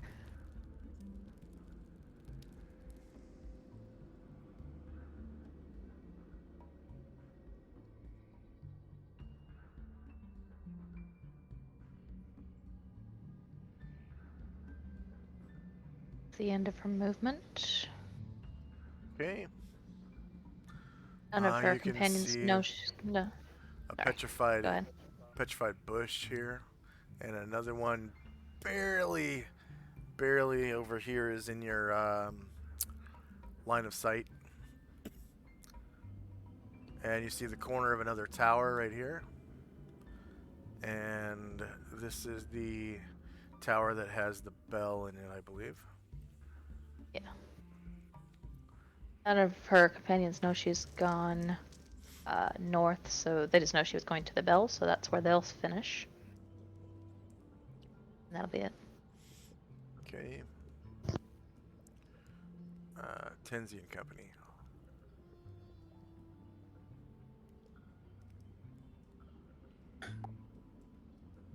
Tenzi will continue forward.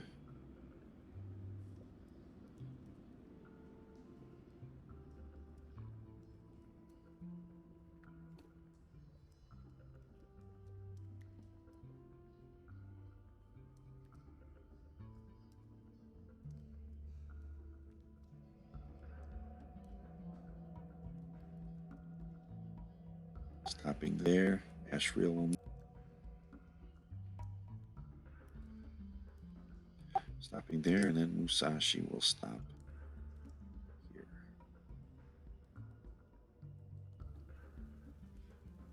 All right. Coming up on the scene of that big battle. Took several sessions where you guys had burning mattresses and soldiers and fought a Marut and I love that's the most memorable part. The Battle of the Mattresses. yeah, Maruts and mattresses. you take it to the mattresses. Okay, so 7:07 a.m. Chandrak and Company. Make my way closer to the bell.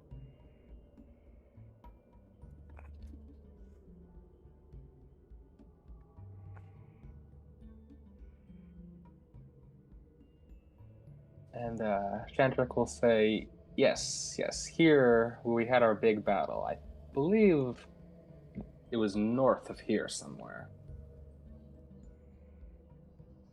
And yeah. A couple more spaces and I'll stop there.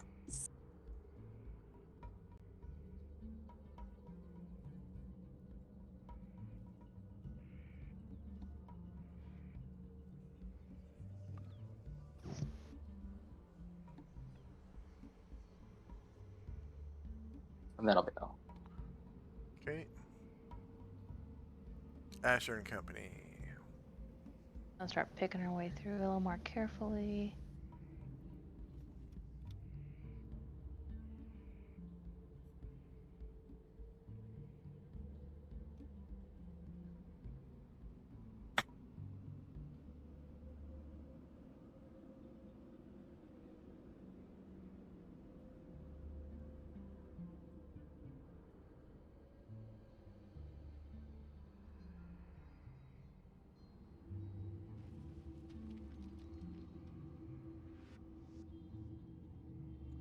Okay. Goki has line of sight with the bell.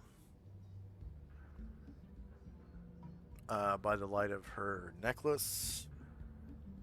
In this room up here. Yep. There's ashes on the floor right here where there was a pile of like wood trash that was lit on fire with Shandrak's fireball.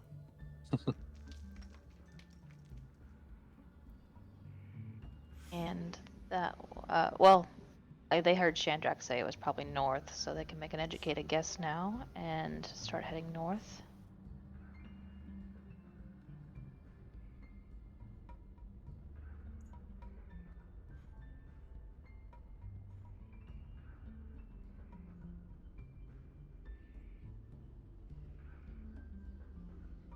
That'll be it for Asher and Company. Okay. Alright. By the light of Ngoki's necklace, she can see another spellstone. Nice. She can barely see it at the edge of her light over here.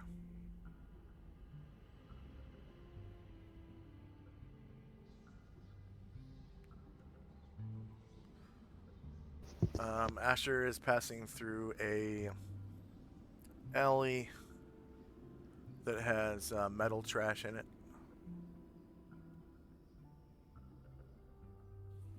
And you're coming back to the place where you guys once encountered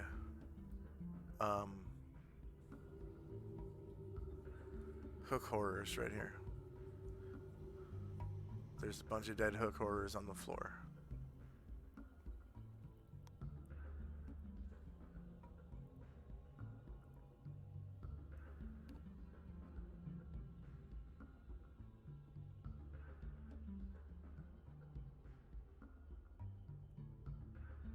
Okay, anything else for Asher and Company? Nope, that's it. Alright, Tenzi and Company. I'm just gonna call out the Varen, telling him to keep up, old man. Then he's gonna. Oh, I didn't know I left him. Then he's gonna take. He's gonna walk over to where I think where the bell was. Yeah, he just wants to check to make sure that it's still secure. 1, 2, 3, 4, 5, 6, 7. Looks safe, so he will back. It's 12.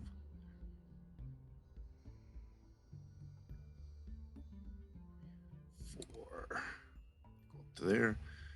All Asher kinds will of wait for him. dead and mummies go- up in that area. Re-dead mummies. Dead mummies all over here. Hopefully they stayed dead this time. Yeah. And everybody else will move up, and then that'll be the end of our turn.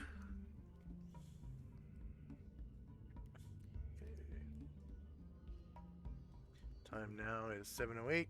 Shandrak and Company. And you guys can see Track, the touch on it. spellstone.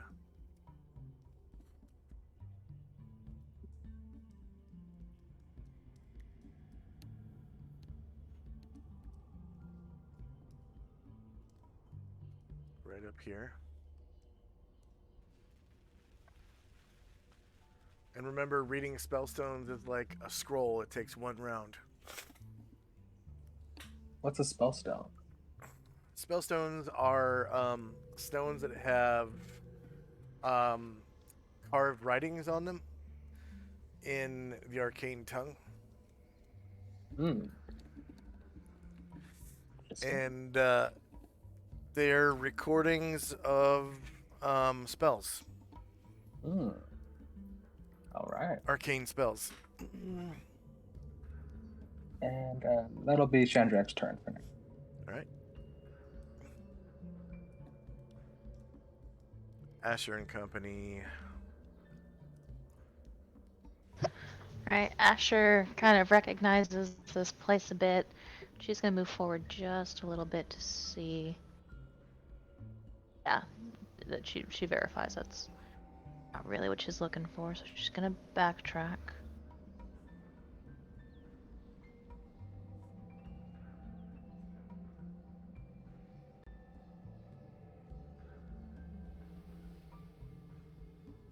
You come up to a Stonehenge. Where's the Stonehenge?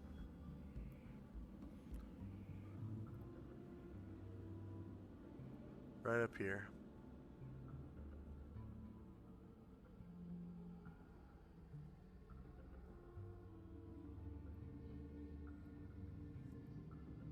Oh, okay.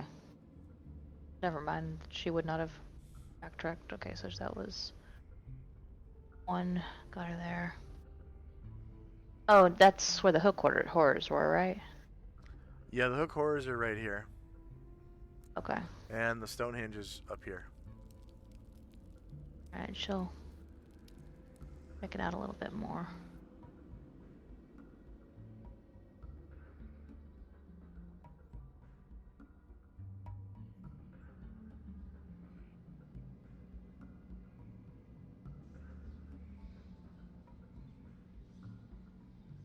And you can see among the stones of the Stonehenge, this one, there's no spellstone in the middle.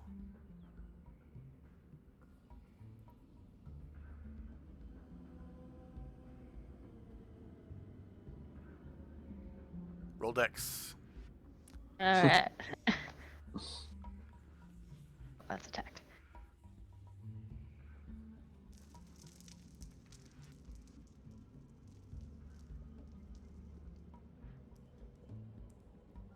I'll be it for her turn. Chandrak, this is how I find traps.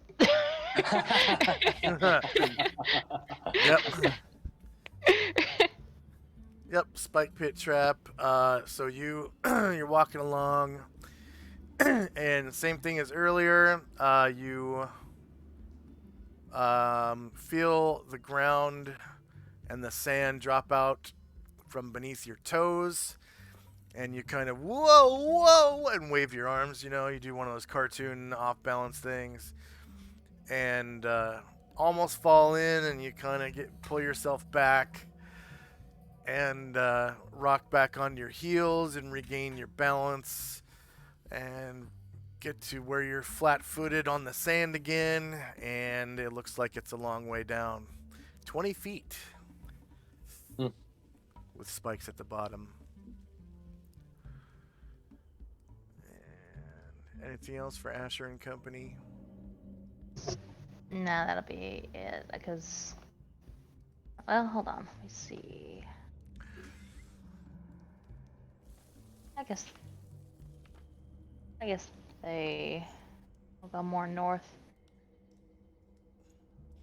And it's funny because that spellstone that you passed earlier with the rest of your party, there was no Stonehenge around it. Like where your party is at right now, that spellstone, there's no Stonehenge. It's just a spellstone out in the open. So it's kind of hit or miss. Some of them are surrounded by stone hinges, some of them are not. And of course, it looks like you found a stone hinge that has a trap inside of it instead of a spell Yeah. stone. Okay, Tenzi and... Oh, go ahead. And from here, I can tell that they are practically back at the tower. No, you're on the other end of the map from... Oh, yeah. Yeah, you can see from here there is the tower over there. But you're basically... Like, the tower kind of marks... you know, like the northeast corner of the map. So you're getting over basically to the west half of the map now. Yeah. They Which have a little is... bit more movement, so they'll go north a little bit more. Okay. And move them separately. Oh no! Mine is stuck.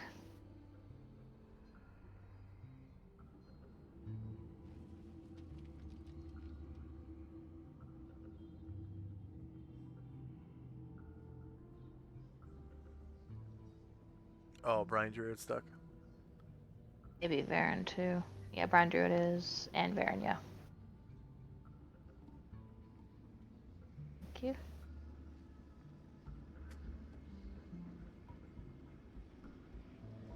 Alright, that'll be it. Okay. I can't remember if anyone read that Anatar did. spellstone. I know Almost Anatar. certain. I know Anatar read the one in the northeast corner Oh. I thought he did too. where you guys fought the Hydra, the Cecil Hydra, the one that had regrowing heads. I sworn he did not too, and Cecil they were both too complicated for him to learn.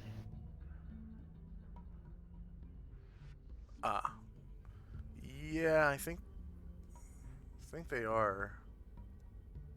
But he's not exactly the highest level mage in the group, is he? Nope. Yeah, okay. Well, Yeah, I they wouldn't are. think so. Okay.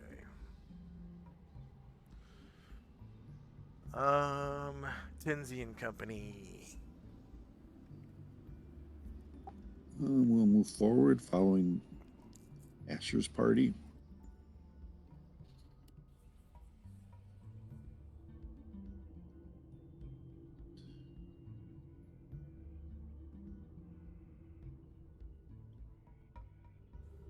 And stop there.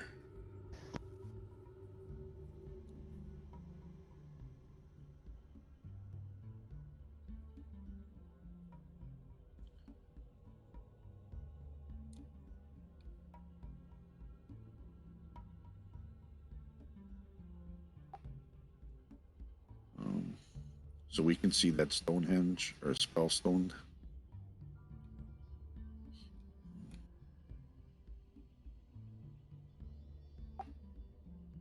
This is the Spellstone.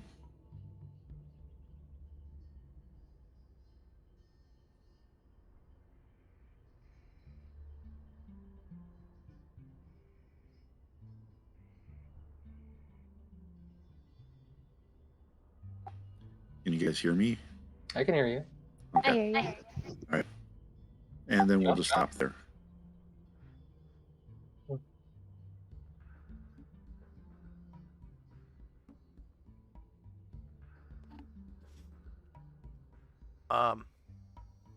Yeah, the Stonehenge. Stonehenge is right there. Or sorry, not Stonehenge. Spellstone. Spellstone is right there. Without a Stonehenge. This one. And Spellstones take 1 round to read. Like a scroll.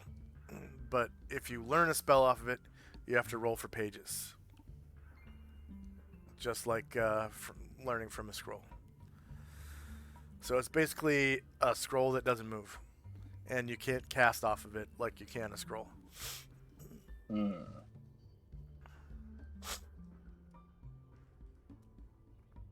I mean, Okay, that'll be it you for c- us. Yeah, you can move it, but it probably weighs like 50,000 pounds or something. It's a really big rock.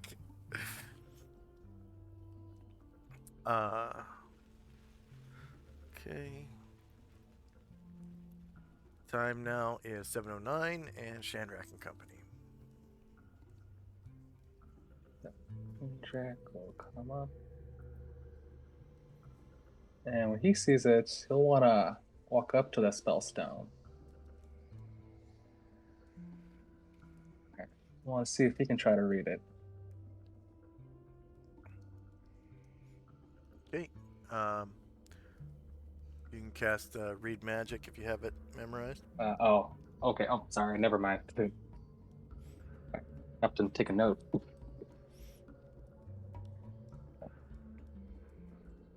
In that case, a few more steps.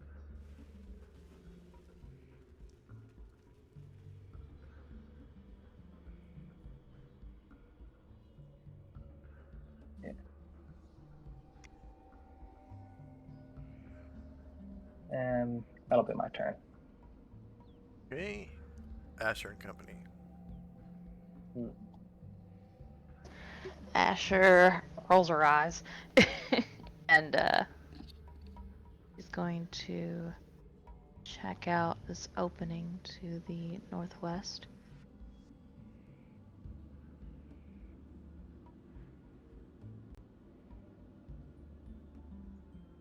Okay. So that's the edge of the cave wall. And you found a small tower base. You can see it's only from here to here. So that's about 45 feet across. That's, I think, the smallest tower you've found so far. And you can see the cave wall goes off in this direction. And then this is the edge of your light. Down to the south, you can see a building that has that weird biomechanical shit on the outside of the wall. That's what I'm looking for. Yes.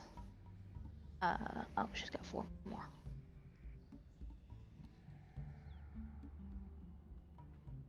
She'll end there. And party is going to move north some more, because that's the last they heard. And also off to the west, you can see, well, northwest, I suppose. The cave wall goes off in this direction. Boop. When they see there's like 3 different directions they can go, they're gonna stop and wait for more direction. That'll be it. Okay.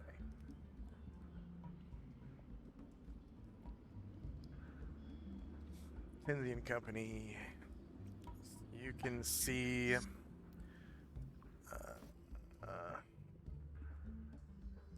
yeah, that spellstone. Shandrak walked up to it momentarily, couldn't make heads or tails of it, and kind of walked away. He's right in front of you guys now. All right, we'll head off following Asher's party. I think Asher can cast Read Magic at will. I mean, sorry, Ashriel. Ashriel. Okay. I was like, what?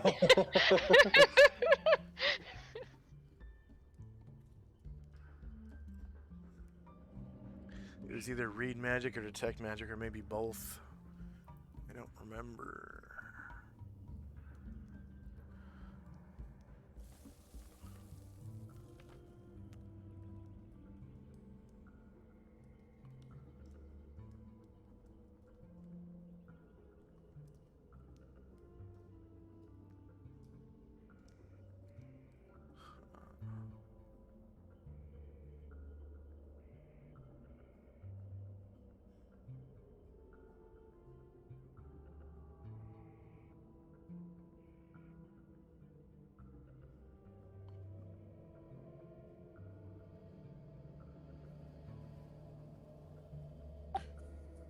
Weird.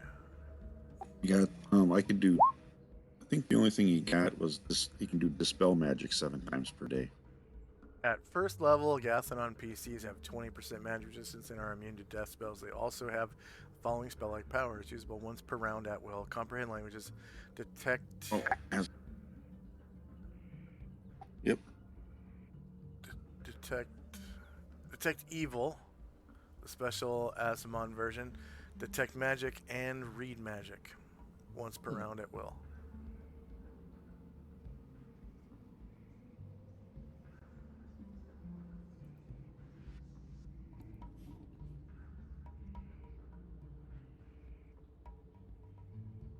Asimon abilities level 1.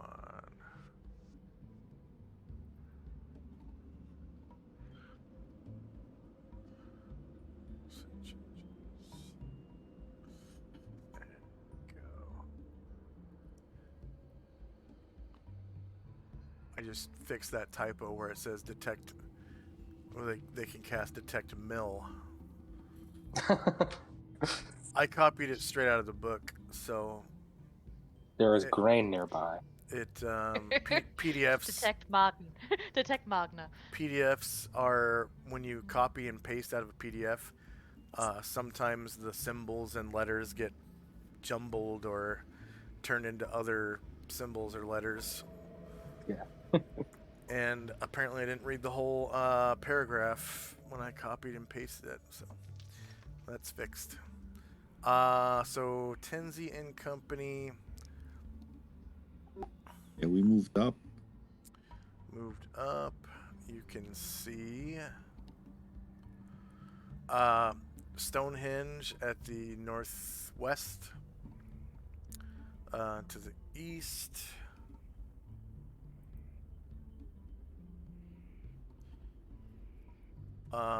You can see a street leading off into the darkness.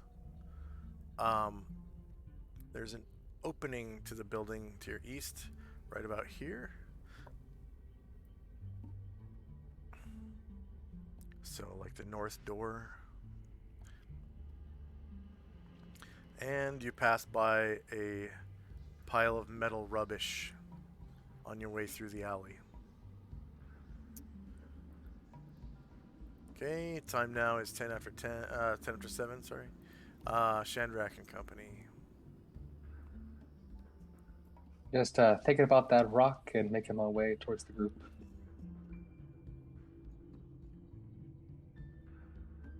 Definitely has arcane writing on it. And I go up to there, and Shandrik will turn to Anatar and be like, so any of this look familiar to you? Remember, the player doesn't know. Yeah.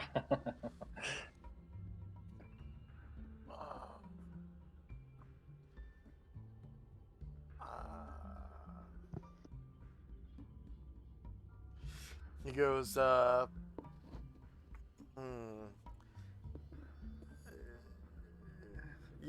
Cutter, this looks familiar. We fought hook horrors here. Their bodies are all over the ground, right here and here.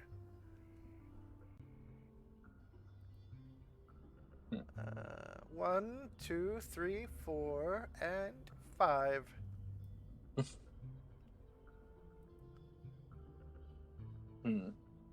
All right. Well, I guess we'll have to rely on the regular scouting from this point. And it'll be Shandrak's turn. Shandrak can kind of see the edge of a pit trap inside this Stonehenge up here. Kind of through this opening between two uprights. Trap has already been sprung.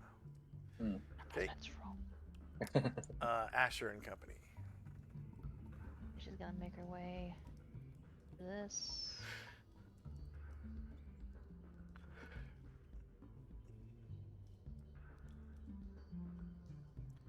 Okay, so down this alleyway, you can see a pile of metal trash, a trap that's already been sprung, and there are openings on either side into either building. Okay. Is there anything in this room to the north of me? Looks like a bunch of empty man-scorpion beds inside. So she can see her friends over to the east, and with her remaining movement, she's going to head toward them.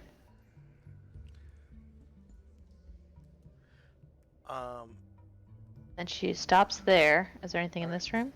So right here, you can see the edge of a man-scorpion's body. It looks like he's laying down in his bed. Okay.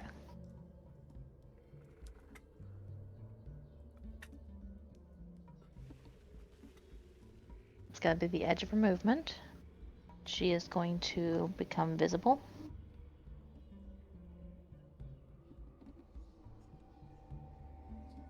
I don't know if she's visible or not. I'm experiencing some lag. Yeah, she's visible. Okay. And she says, I think I found it. And she points to the building directly to the south of her. And she says, man, scorpions in there. And she points to, she points west down the hall and very slightly south and says, the next building over. It looks like it has an artifact in it. It's got that weird stuff on it.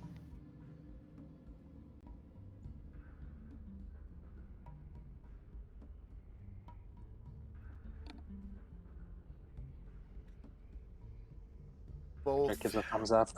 both Tenzi and Chandrak can hear.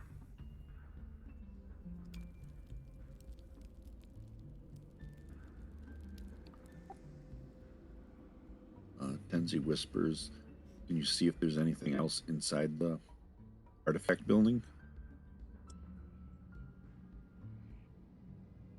Asher nods and says, "There's a trap inside. There's a trap in the doorway. I can invisibility and stealth, but it'll take a little bit of time."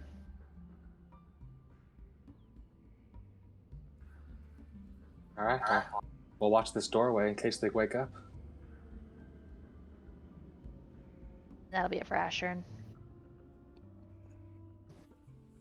Okay. Next up is Tenzi and Company.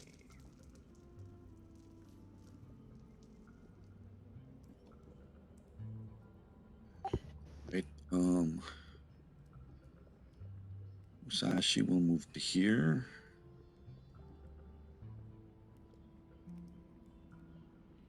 And just stand prepared and be prepared. Tenzi's going to move up a little bit north to here and watch.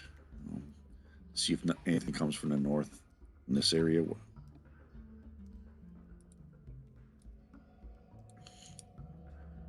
And Ashra will move to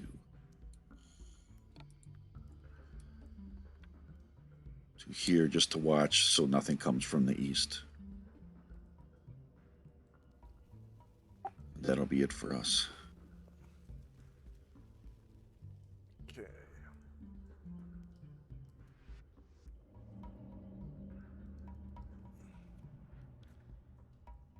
Chandrak. Chandrak will just take a couple steps there, and he will hide.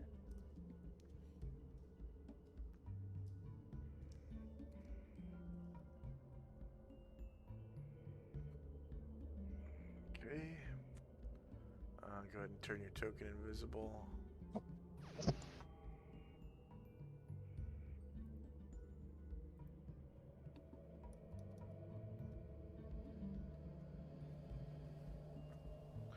And Asher and Company. Asher's gonna start by using her ring. Okay, so everyone sees Asher slip a ring on her finger, and she disappears. And then she's going to take normal movement.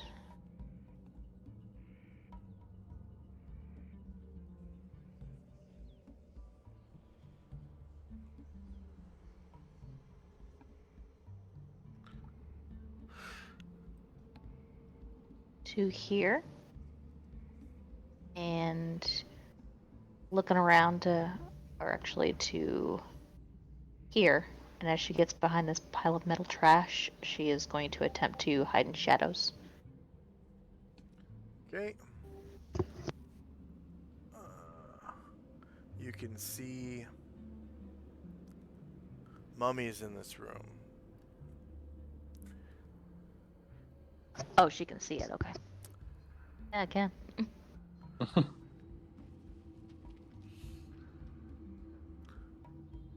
They seem to be just standing there, and they're kind of groaning, I guess.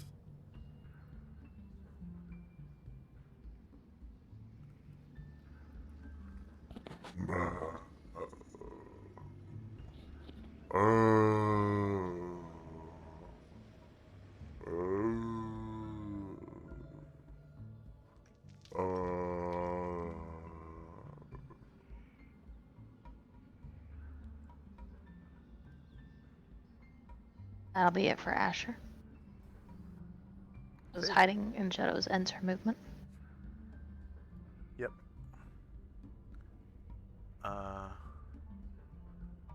Tenzi and Company.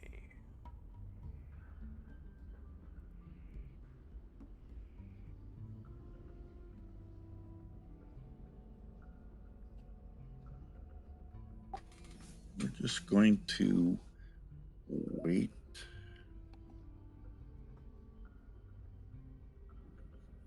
To hear from Asher. So just going to be keeping watch on these different directions, make sure nothing pops out at us, and wait for Asher to let us know it's safe.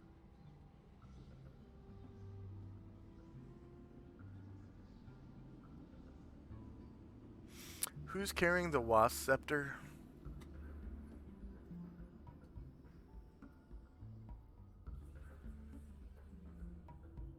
Mm.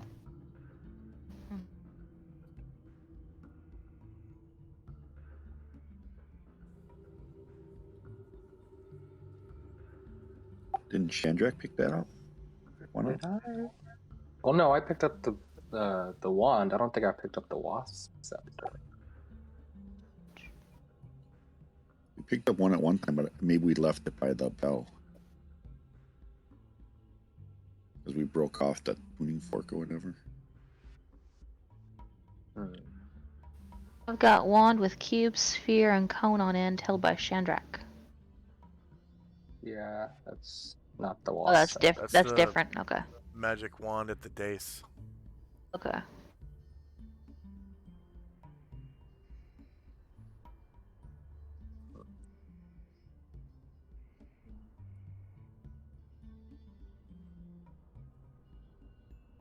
So nobody has a wasp scepter. Didn't sound like it. Did we leave it by the bell? That's the last place we had it. But Yeah, I thought that one's got the tuning fork busted off of it. Right. Okay. Yeah, because we were gonna take the bell, probably, right? So we might have left them all together. We were gonna do that. Well, no one said that they set it down. Yeah, and I don't My have it on the point. treasure. Oh,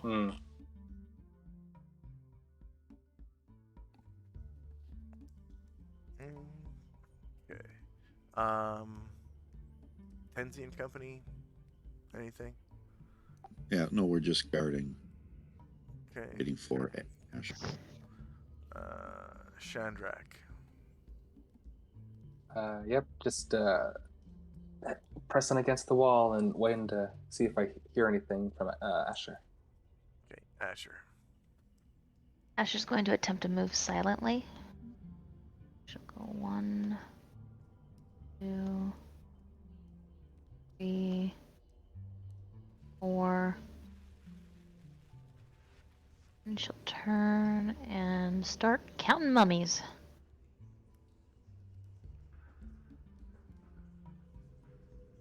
She sees 14 so far. She kind of cringes.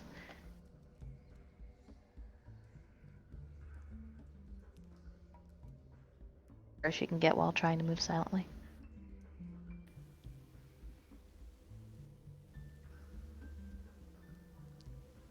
Does she see man scorpions from here as well? Yeah.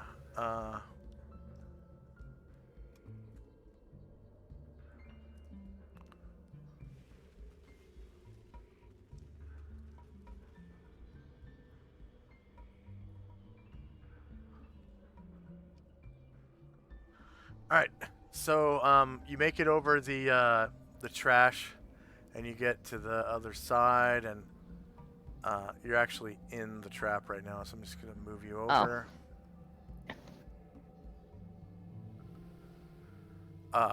So yeah, you get to the other side of the trash, and what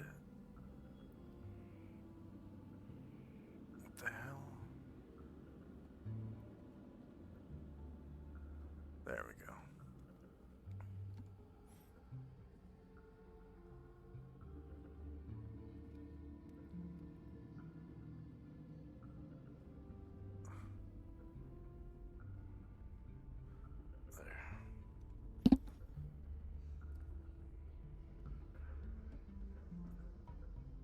Um, and yeah, you're moving along, make it to the other side of the trash, and then like you stub your toe on a rock, Ugh.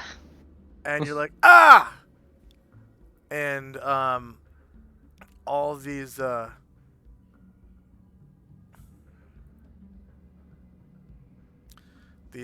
man scorpions you can see, Mm-hmm. they startle.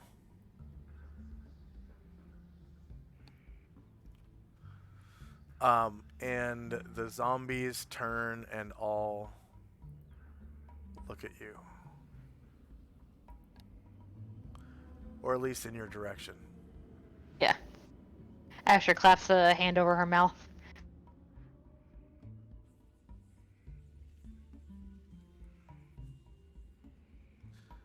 And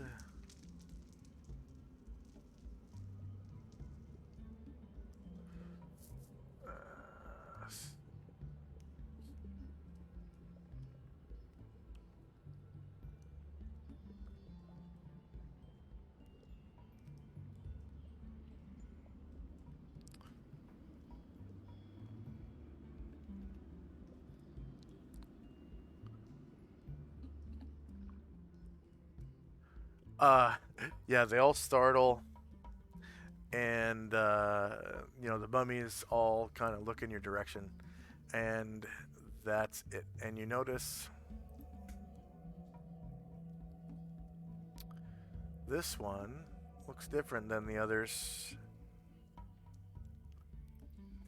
He turns to face your direction as well.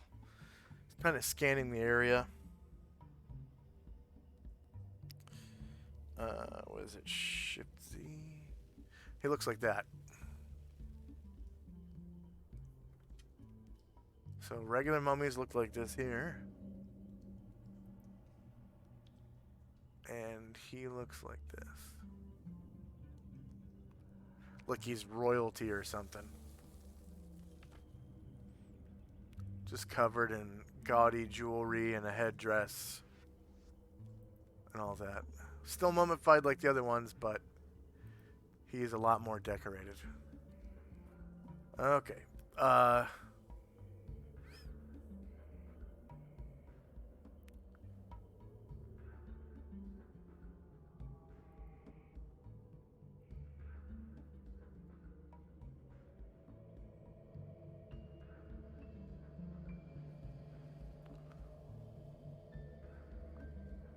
Okay, Tenzi and Company.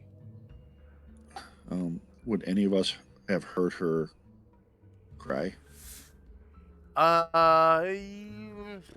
Let's see. You're outside of 90 feet, so give me a listen check.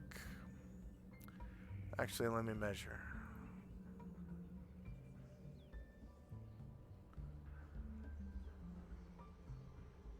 You know what? You're right at. Well, that's Anatar. Yeah, you're right at 90 feet. Yep. So yeah, you hear it. You hear this like, ow! From off in the darkness. Ow! Ah, my fucking toe! Is that the signal? Yeah, so I'm not sure what that was all about, but since Tenzi doesn't have a light source, he'll move cautiously in that direction to see if he can see. He'll motion for Musashi to hold. So he'll go.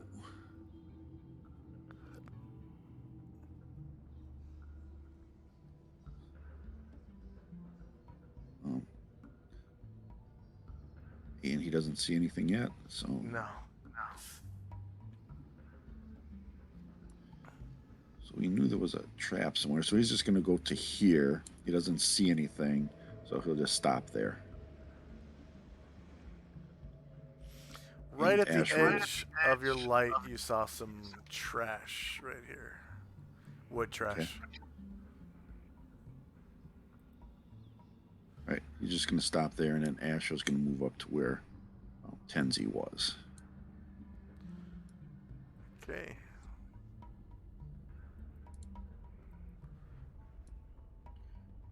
And that'll be it for us.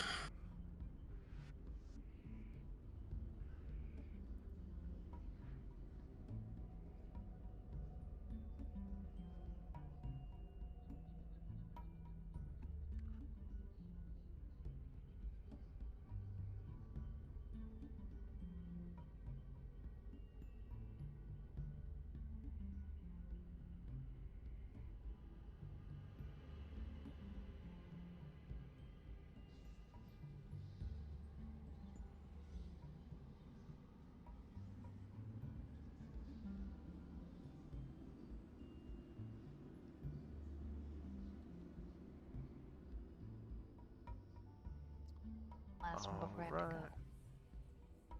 Last round? Okay. Let's see. Musashi's torch. Time now 7:13 a.m. Shandrak and Company. Oh, Shandrak. Just Shandrak. You don't have company yet. We're about to have company. Oh yeah, that's true. Sandra will. Yeah, he'll move up, and I think he will walk over to these. Yeah. Oh, by the way, what level is Shandrak now? 9. 9-9? Mm-hmm. Okay, so most of those NPCs in the tower are now recruitable to you. Okay. Okay. I think it's everyone except for, of course, Adolf and On. And maybe not the other mage. What's his name? There's. Saris, yeah. Saris, yeah, not Saris. I think he's still higher level than you. But Yeah. I'm pretty sure all those other characters are now recruitable for you. Nice. Sweet. So Shandrak will walk up, and he'll try to climb up one of these. This henge right here.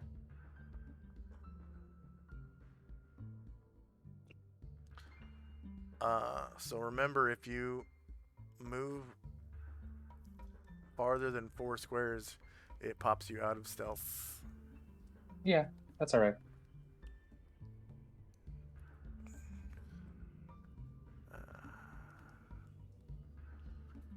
Okay, so go ahead and make your character visible.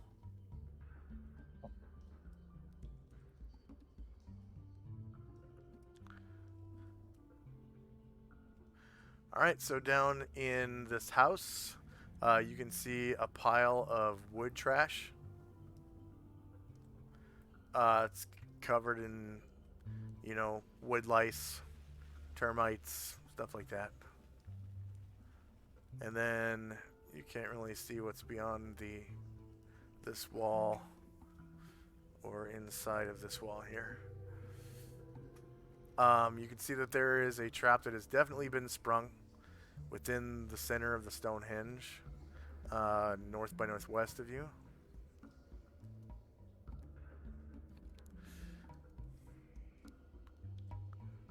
And that's about it. This big boulder next to you is kind of blocking. Mhm. Or it's not a big boulder, I'm sorry. This is another Stonehenge, but it's got the uprights are 2 squares long. So it's Mhm. blocking a lot of your view. Can I climb this one? Oh, you want to climb it? Okay. Yeah. Let's see. So checks, thief skills, climb walls, abundant handholds. You're wearing no armor, right? Mhm. Conditions are dry. No miscellaneous modifiers for equipment or anything. You get up on top successfully. And I will note that Shandrak climbed here.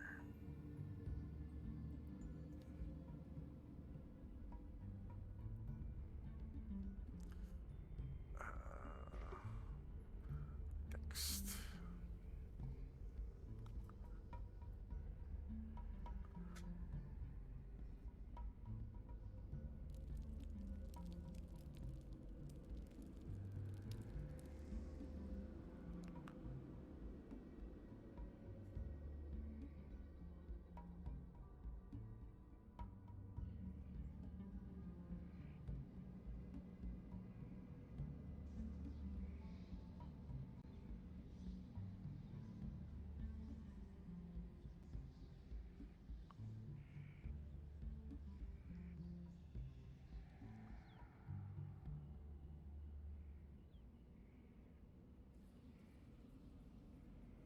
Okay, Unless I can attempt. it takes 30 feet off your movement, so 6 squares to Mhm. climb up, because it's about 15 feet high, and each square of climbing counts as difficult terrain, so it counts as 2 Mhm. squares.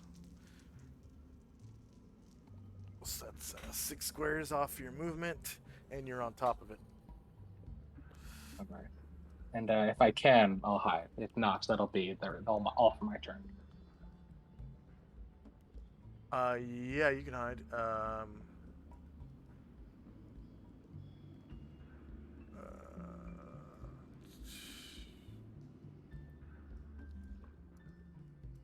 And go ahead and make your token visible. For purposes of you being on top right now, I'm going to go into the dynamic lighting layer and remove. Well, not really remove, but kind of move these 2 uprights out of the way so you can see beyond them.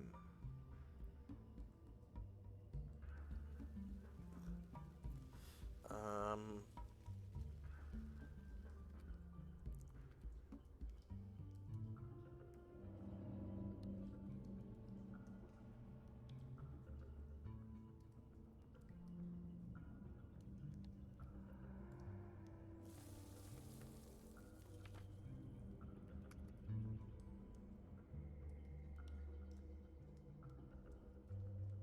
why?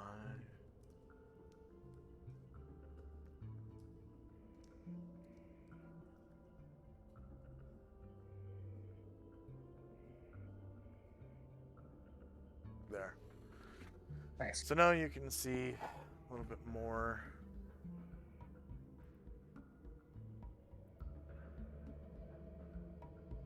Perfect.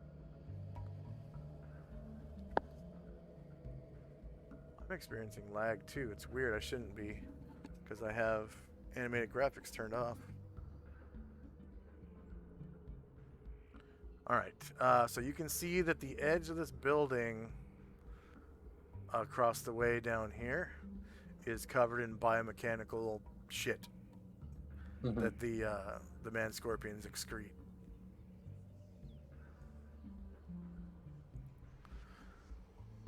Okay. Asher and Company.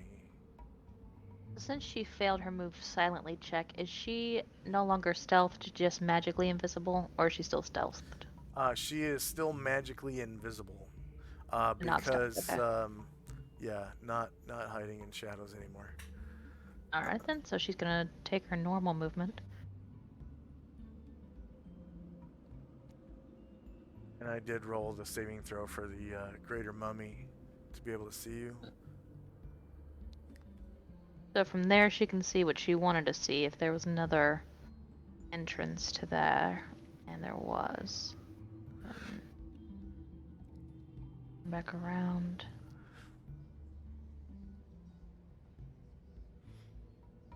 Okay, you can see another pile of wood trash.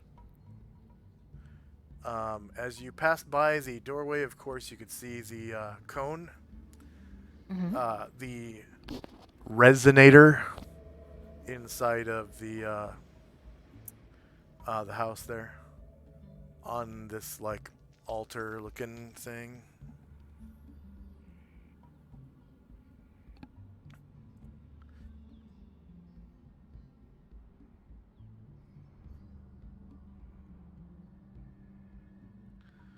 And you can see this is a full squad of man scorpions now. Yep. So you've got a full contingent of mummies and a full squad of man scorpions just waiting. And that will be the end of our movement, and she is going to become visible right next to Tenzi. So pop. Right over your shoulder, Tenzi. Tenzi jumps. And says, I've got a decent count of them. It looks like there's something like 13 regular mummies, and one of those special mummy bastards. And then in this room just to the south of us, a squad of man scorpions. So it looks like a spellcaster, a leader, and 5 or 6 normal ones. Do you think we should engage with the man scorpions first, or can we get by them? She says, if we go into the room, I think the mummies will see us, but we can, and she points, get my measuring tool. She points this direction and says, if we check around the sides of the building, maybe there's another entrance that's not in, that doesn't have a sight line to the mummies. But yeah, I agree, that's the best way to go. Take these guys out first. She says, now the building with the mummies, and she points this way. There's a trap blocking that entrance, but on the south side of the building, there's a clean entrance there. And she thinks, and she says, I don't know if any of you guys have one. You can enter through the entrance through the diagonals. Oh, okay. Yeah, it's only Says, blocking the space okay, in front never of the mind. door. Yeah. All right, she says, there's a trap there. It's a tight squeeze, but we could get in. And then just to the south, there's a clear entrance.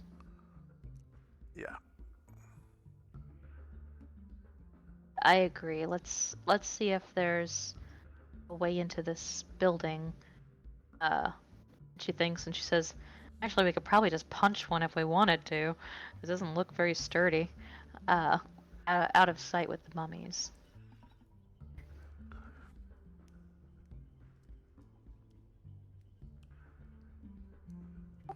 Okay. Let's get everybody ready, and we'll do that. Maybe just punch the wall over somewhere here. Yeah, maybe walk to around the east and south sides of the building, see if there's a way in, and if not, can punch a hole in the east side of the building. That'll certainly surprise them.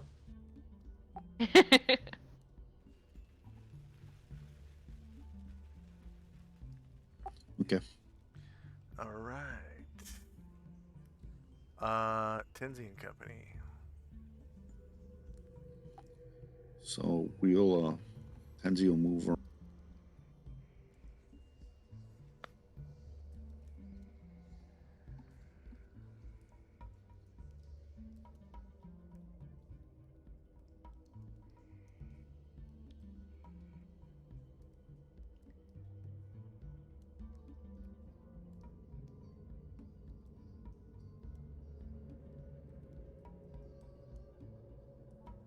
So we'll line up here and wait for the rest of the people to get ready.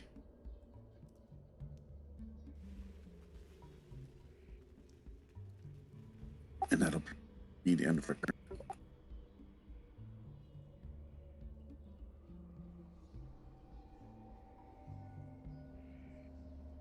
Alright, guys, I'm gonna get off. Go with the gods. Be well. Was Tenzi's move. And we'll head on back to the crossroads. Or not the crossroads. We don't have crossroads anymore. We have the landing page. Derp. Landing page. Alright.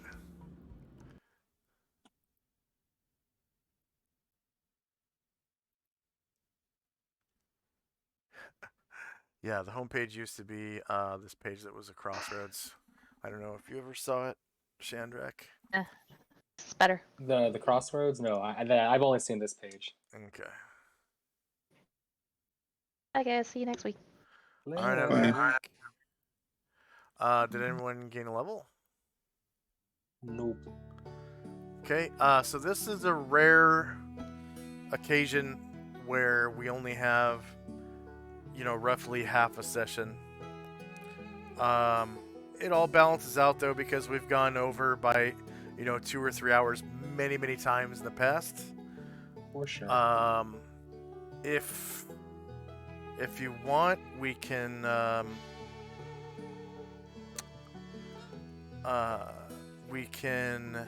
end this stream, start up another one, and do like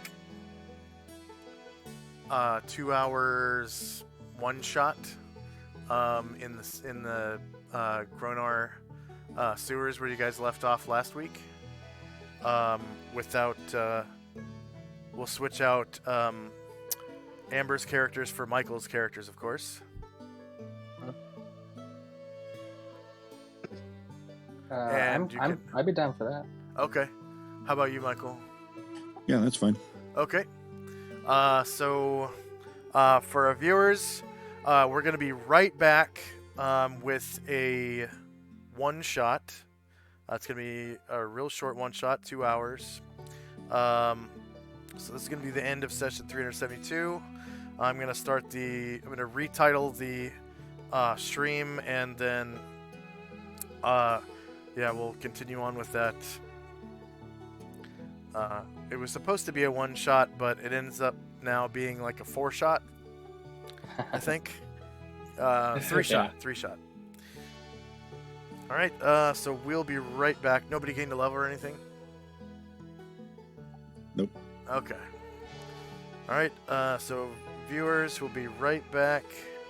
Don't go anywhere.